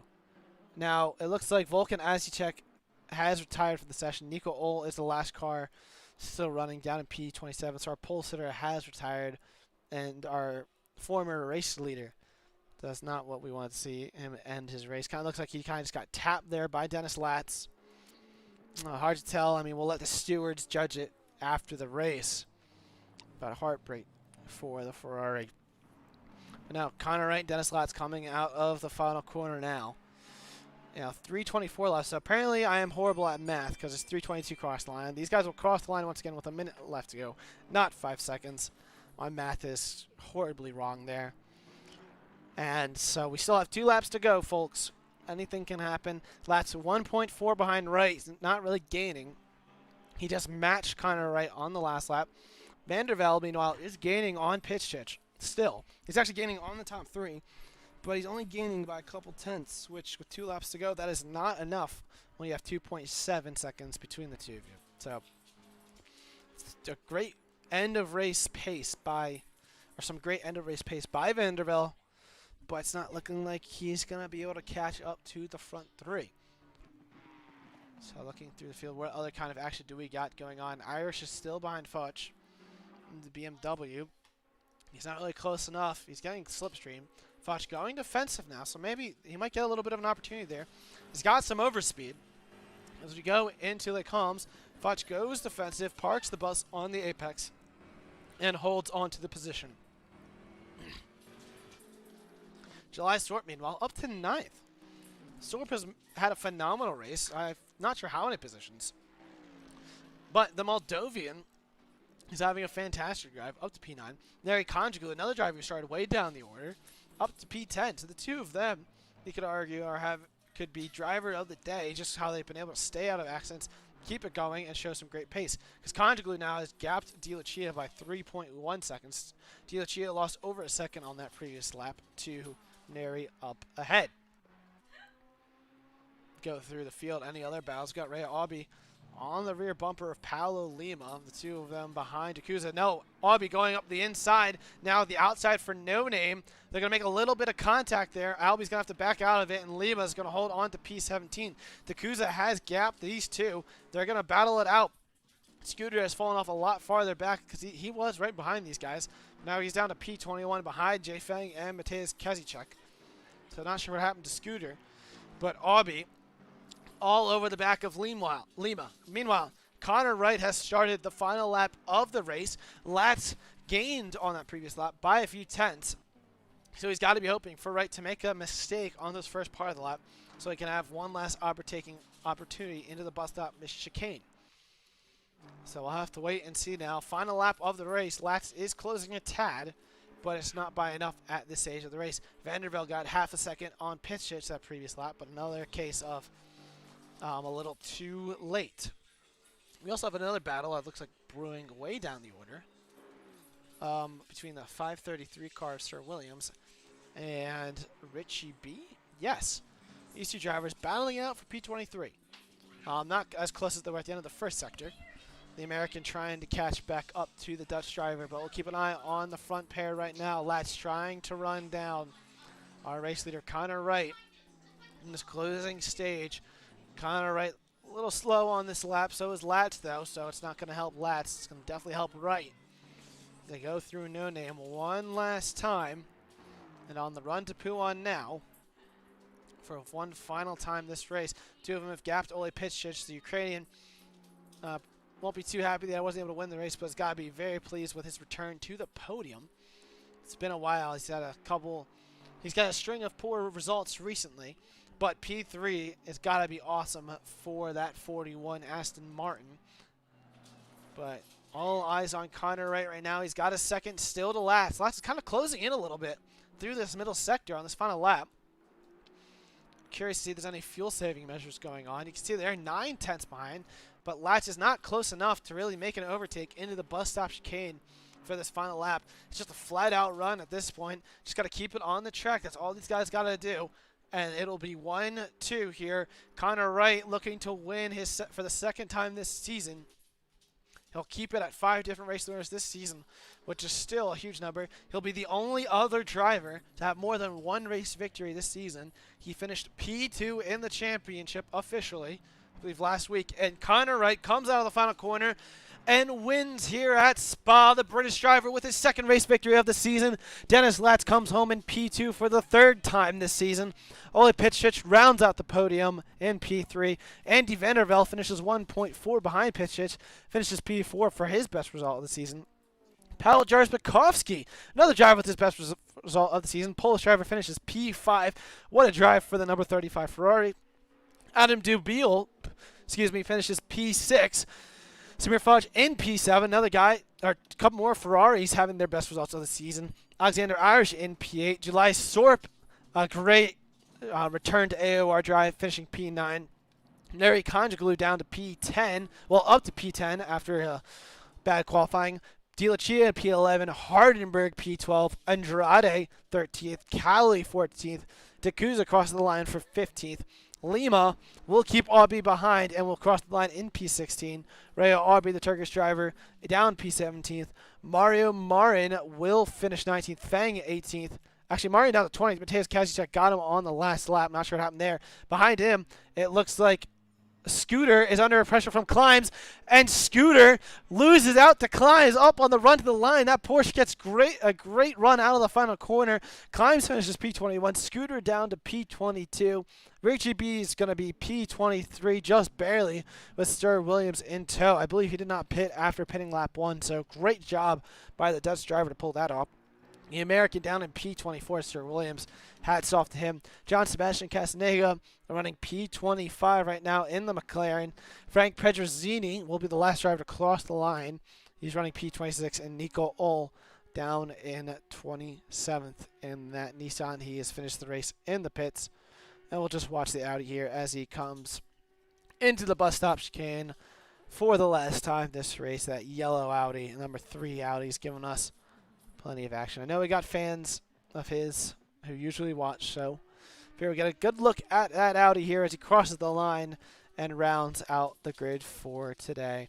Our race winner, Connor Wright, though. Second race victory of the season. Great job for the British driver. Dennis Latz finishes P2, and Ole Pitchich rounds out our podium for today. Great job for the trio of them. Andy Vanderbilt also with a fantastic drive. My driver of the day for this final race, I haven't been doing this all season, but we'll just go with it. Driver of the day would probably have to go to either Vanderbilt or Sorp, considering the fact that Sorp was able to avoid all the carnage.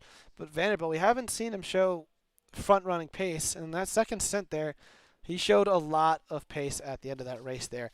So even though he wasn't able to really come battle for the lead, definitely the two of them driving the day.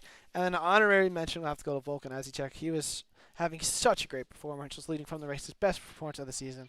But then it looked like either between him getting loose and then Latz kind of possibly bumping off or a little bit of decent being caused there, it resulted in Vulcan spinning around, and then he got tapped by Pitchich, which nothing could have done to avoid that.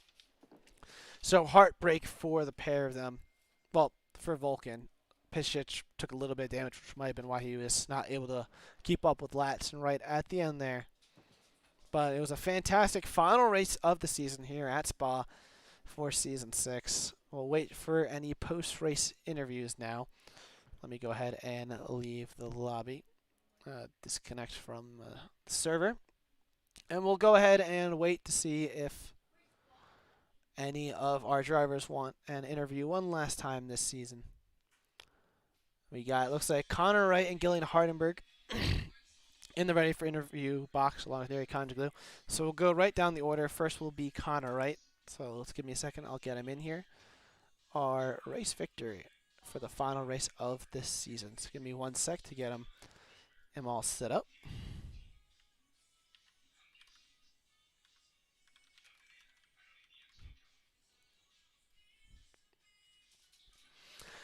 Hello, Connor. How are you feeling after that final race of the season? You know, that second race victory. Great. I mean, I wasn't expecting it, but yeah, I'll take it. I mean, it was kind of clear, I think, at some point that the Ferraris would definitely be the faster car around the track. What were you thinking after the first few laps when you were just sticking with Vulcan at the front and the two of you were just running away from everyone?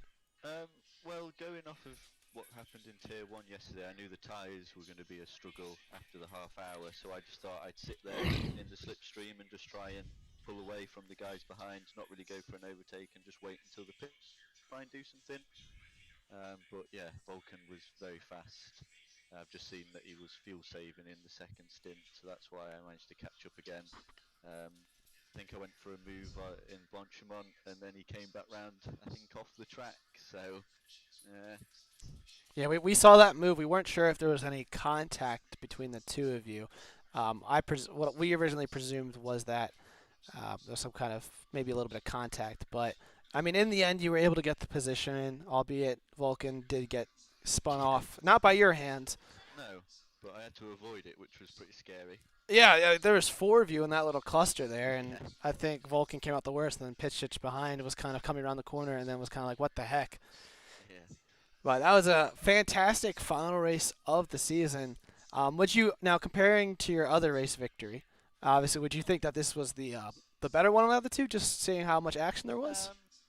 It was more fun, but I think Imola was better just from a dominance point of view. You know, I didn't lead every lap because of the pits, but you know, it was from the start leading and got pole as well. I think I got the fastest lap. I can't remember, but yeah, you were pretty dominant at Imola, but today you still showed that kind of dominance, and you were able to keep up with those Ferraris.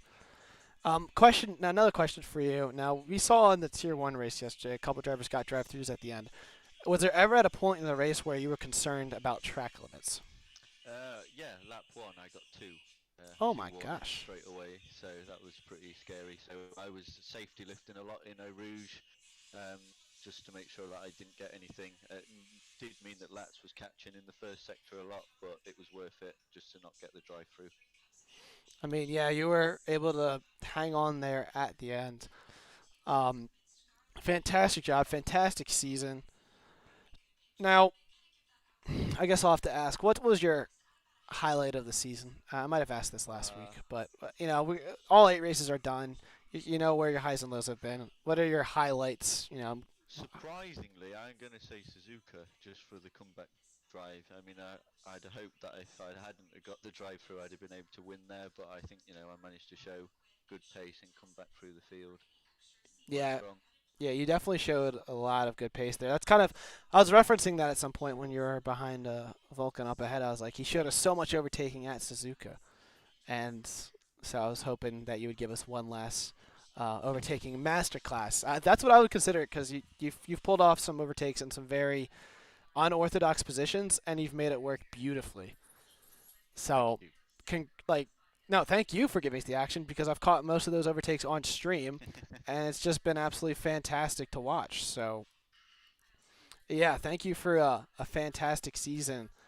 Now, there's no word on when the next season will start, unfortunately, but will we be seeing you next season potentially? Yeah. I'll definitely try and probably use a car in the hot stint qualifying that isn't so slow at Nürburgring and try and get into Tier 1 this time. Hey, we would love to see you, I'm sure, competing with the best of the best. Yeah.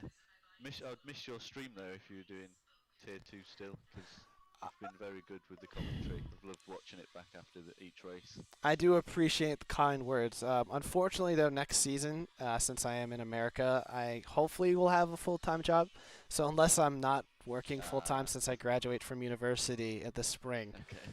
I won't be able to. But if I'm able to, I'll be back. But that's still up in the air, of course. So, but yes, I mean it's been an absolute pleasure commentating over you guys, and you've given me plenty of action. I mean, my voice is dead after every race. I mean, it's fantastic stuff, and thank you for making it happen and giving us some fantastic racing all season long. Thank you.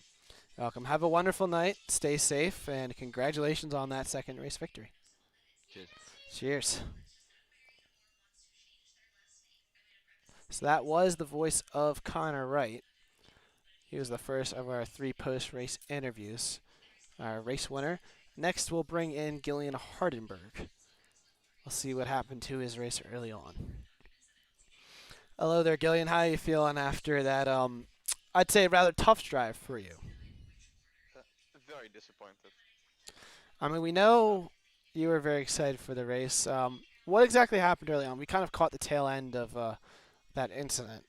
You want to Uh, walk me through it? yeah, there's not much to say really. My opening lap wasn't amazing, so the guy behind, not quite sure what his name was quite close to me, Mm, and I went like semi-defensive into the last chicane, and I think he just missed his braking point a bit because he just ran in the back of me. it's any have fun. Did you grab I assume you grabbed a little bit of damage, but Yeah, I saw damage pop up on the screen, and I just instantly decided to go into the pit. okay. So that explains that. Now, that aside, we knew that you had that early pit stop, and then you had to basically go an hour on those tires. You looked like you did a fantastic job considering, though. I'm not sure. I mean, I know the tires were completely dead at the end. that's Had well, no that's the grip point. left. Yeah, you had no grip left, but like you were still able. What did you get? Top 10, right? Or did you get 11th? No, I got a bit lower down. I think like 12. Okay, so I must have missed that on the final lap, and I do apologize for that. But still, Ah, I mean, you had a I good mean, race for the most part. yeah, Though. I kept it on the track. That's a thing. But You kept it on the track, and outside of that lap 1 incident, you kept your car relatively clean, and you were able to bring it home. Um, and you obviously lost time in the pits, so I mean, you can't complain, right? Just yeah, in the end, I guess I can't complain too much. But still, it's very disappointing because I was in the potential place for third in the championship, of course. And after that incident, I knew it was not gonna happen anymore. yeah. I mean, that is unfortunate to see. See where actually if we can pull up the championship. I mean, speaking of the championship as a whole, I mean, I've asked this before on like previous best races, whatever. But now that the season's over, what would you say was your favorite moment about this season, season 6? My favorite moment was probably driving in the wet in Imola. The lead at Imola. Yeah, it was. I don't know how, but I got fourth there, surprisingly. It was just so much fun to drive that track in the wet. It was super challenging. I had a really fun battle with one guy there. Yeah, you did. You did give us a very intriguing Imola. That was a lot of fun to watch. Yeah, it was great fun to drive as well. Now, I mean, you gave us plenty of action all season long. I mean, we loved. I know I loved seeing your car on track because that was a very nice livery. Will we be seeing you next season when Yeah, that does for sure. start? All right, that is For sure. awesome. That is awesome If it's to gonna hear. if it's gonna be tier 2 or tier 1 or tier 3, I don't know. But we'll have to see. Yeah, we'll have to see how the field comes out. I mean, you showed us some fantastic racing no matter what, so I'm still excited to see you come back next season. I mean, you seemed like you were one of the drivers who was struck with that like unfortunate luck occasionally throughout the season. I think that's Yeah, the best way to put it. I guess that's kind of true, but also just many of my mistakes. For Yeah. example, the first race of the season around Monza, I just completely messed up. As well as Bathurst, I completely messed up. Yeah, but Just like lesson learned. it's So right. yeah. Well, for my first like actual like league I've done, I think it turned out alright. I mean, I believe you'd get P4 in the championship, considering you did that in your first season in Tier 2 in a 10-tier league. That is fantastic. So, not that. I mean, yeah, it could have gone a little better, looking back here and there. But I mean, how many people can say that? I mean, I know I can't. Uh, So, yeah, I guess I can't complain, but in reality, I would have liked to for everything to go smoothly and be a bit further up. yeah. I mean, I'm sure the luck will come into your favor soon enough. I mean, we'll just have to wait for that moment. But Yep, definitely not picking the Ferrari again next season, and then I'll be good. yeah, I mean that is definitely a beast of a car. Do you have any other cars in mind? I mean, obviously it's plenty of time. You're gonna probably test all these cars out. But do you have any other car in mind, just so we can kind of get into your headspace? My favorite car so far is definitely the Mercedes. Mercedes. So I'm leaning towards that car. It's Maybe the Audi could be fun. yeah, both cars are pretty quick. So Yeah, and they're both a lot less tricky to drive than the Ferrari. yeah, they're definitely a lot less tricky. Well, I mean, I drove the Mercedes for the endurance event, and it had its kinks, but definitely less tricky than that Ferrari. That's for sure. The Ferrari is just very tricky on power. It likes to snap on you a lot, so it's very tricky to get the oversteer balance just right. Gotcha. And among other things, but hey, it's been an absolute pleasure watching you drive the season. You've, like basically everyone else in the field, you've given us plenty of action, and so we thank you very much for joining us this season, and definitely look forward to seeing you in a nice liveried Mercedes, Audi, or whatever else you decide to drive next We'll season. see. Yeah, we'll have to see. But have a great night. I mean, keep your head up. I mean, it's still a very strong recovery drive, I guess you could say. And we look forward to seeing you next season. Thanks, man. Have a good evening. Thank you. You too. Stay safe. All right, so that was the voice of Gillian Hardenberg. Last but not least, we have Nuri Conjuglu, so we'll go ahead and bring him in here.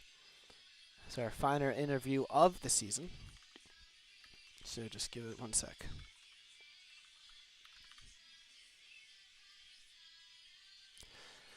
Last but definitely not least, how are you feeling after that very strong drive at Spa? It was crazy. It was very crazy. I had a very, very bad quality. I was like P23, and the start was another mess. For the whole lap, we went to too wide, 3 wide, because for a couple of corners, I was like, what is going on? I was looking Yeah. like hell and trying to understand what I'm gonna do next at the next corner, but it Yeah. was really fun. Then I just had I had a very good setup, and for both quality and the race, and my race pace was good, but thanks to my very, very good quality position, I managed to finish like P10, but had enormous fun. It was very fun, and had some bumps, but didn't fix the car. I was like total 8 hours of 8 seconds of damage. I decided not to fix it, but yeah, it was a great race for me. I had so much fun, and actually, we were talking before I joined here with Gillian that I made a move on him on Rouge and Radion, and I was like, "What is going on?" As once again, because he was like half a second slower than me, so thanks Wow. to his decreasing tires. I didn't think that he will hold on to that position, but he did actually. So we just went side by side on Rouge and Rodion. I was like, what is going on once again? But, Man, I wish we caught that on camera. I forgot what we were watching at the time because I noticed you got through it after the fact. But man, that would have been a sight to see. I was looking for someone to do that. But yeah, you had a great race today. I mean, like you said yourself, it's just a really good. At Kielami, I was very unlucky, so I had a crash at the start of the race and had to pit, and for the whole 55 minutes I need to use that one tire. But then, as you probably remember, we had a very good fight with Force during that race. Yes. The price for P19. Yep. Hey, that was still a fantastic fight. So. Yeah. After the race, I actually apologized to the Samir because it was useless to do that defense, but I was too warm and I need to have some fun. So I hadn't had a chance to attend Zandvoort, but today was a great finish for the whole season for me. I was very unlucky during the whole season. I had some start crashes and wasn't too good on some circuits, but today was like a perfect finish for me. I was expecting to be finishing higher, but thanks to my perfect quality, I just had a chance to complete just 2 hot laps. The pressures weren't getting in and etc. But yep. Actually, I'm a very talkative guy. Thank you for providing this opportunity.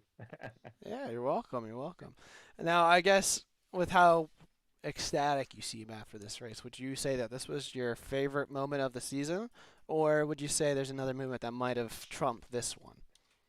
The KLM battle with 4P19 was like the most fun I've ever had like a year because it was very pointless, but it was so much fun. Yeah. As you remember, the leaders were coming behind us at some point. Yes. And I was like trying to hold my position and didn't want to ruin Tom's and Dennis's race. My pulse around that time was like 160 or 170 BPM because I was messed up massively. Yeah. I didn't. And let me just roll back over. Suzuka was a nice race. I had a very good pace on Suzuka too, but had a pit lane incident on there. Yeah, that's right. Someone spun, I believe, right? Yeah, I was the one who spun. But oh, you were the one. That's we were just fighting for a position with Alexander Irish, and the pit entrance of Suzuka isn't that good. So after my move on chicane, I just immediately went to the pit lane, and he wasn't expecting that, and he just very small touch, but I spun, and then I crashed into shooter. Wasn't that funny? Yeah. Yeah, it's never good when you get spun, but then you get another BMW right into your side. But I had so much fun whole season. Whole weekly races that is a bit getting tiring race after race, but we completed. Hope to see you all guys in next season in tier 2 hopefully. I was talking with Connor. I will to be fair, in my own opinion, I will be very glad to see these guys in tier 2 once again because they're fighting for the win would be a very different feeling, but having these guys as good as tier 1 guys and having racing with them in the same tier is like a good feeling. Yeah. I mean, you look at the pole time today set by Vulcan. That was a 2:16.095 versus the pole time set yesterday was a 2:16.002. So you're getting essentially the same competition from someone or someone else every race on what you'd see in tier 1. So you're right. It is absolutely fantastic to see how it's gone out this season. Yeah. You probably read the message on the Discord. Vulcan is a close pal of mine, and we were talking on the during the race. He was like, when the 20 minutes left, he was like, "Oh my God, my fuel isn't gonna be enough for the finish." So he was like, "What is going on?" Oh no, yeah, because Connor told me that he was. It looked like Vulcan had all of a sudden gone full saving mode, Yes. and that's kind of what was allowed him to close up. So that's unfortunate. But Vulcan did. I mean, I was really rooting for him there, and it's unfortunate to see how his race ended. But I think that was a very good turn of things with how his performance was.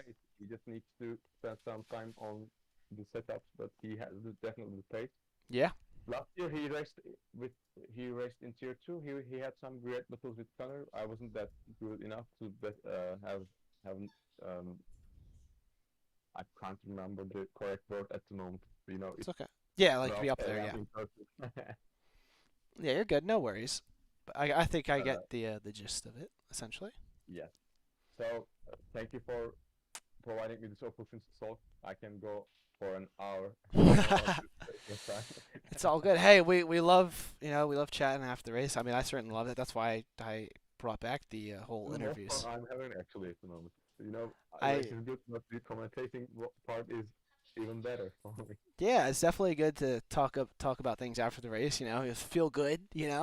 So yeah, Yeah. glad I could give you this platform to continue You know, to. I can become very arrogant if I finish podium, finishing podium. So hopefully next season we'll have a chance to do that. Hey, we'll wait and see. I hope we do because I mean you've been right there and just a little bit of luck, and I think you might provide us a little bit more action up at Hopefully. the front. Yeah. So thank you so much for a fantastic season. Right. All right, so that was the voice of Neri Conjuglu. It was our final interview of the season. As you heard me talk to Connor, as of right now, I am unsure if I personally will be returning, but that's okay. It's all due to the fact that I'll be working full time, but I'm sure we are looking for more commentators for next season as well. So Apex Online Racing Assetto Corsa Competizione Season 6 is finished up today. With the final race of the season being Spa. Keep an eye on that AOR beta website for when Season 7 gets released. There is no current release date, but the coordinators do a fantastic job of making it known. So definitely keep an eye on the beta website. And it's been an absolute pleasure commentating over you guys for the season. And I can't wait to see what next season brings. Thank you, everyone, and have a wonderful evening. Stay safe. And I look to talk to you guys soon enough. Take care and keep an eye for more Apex Online Racing content. Have a wonderful day, guys.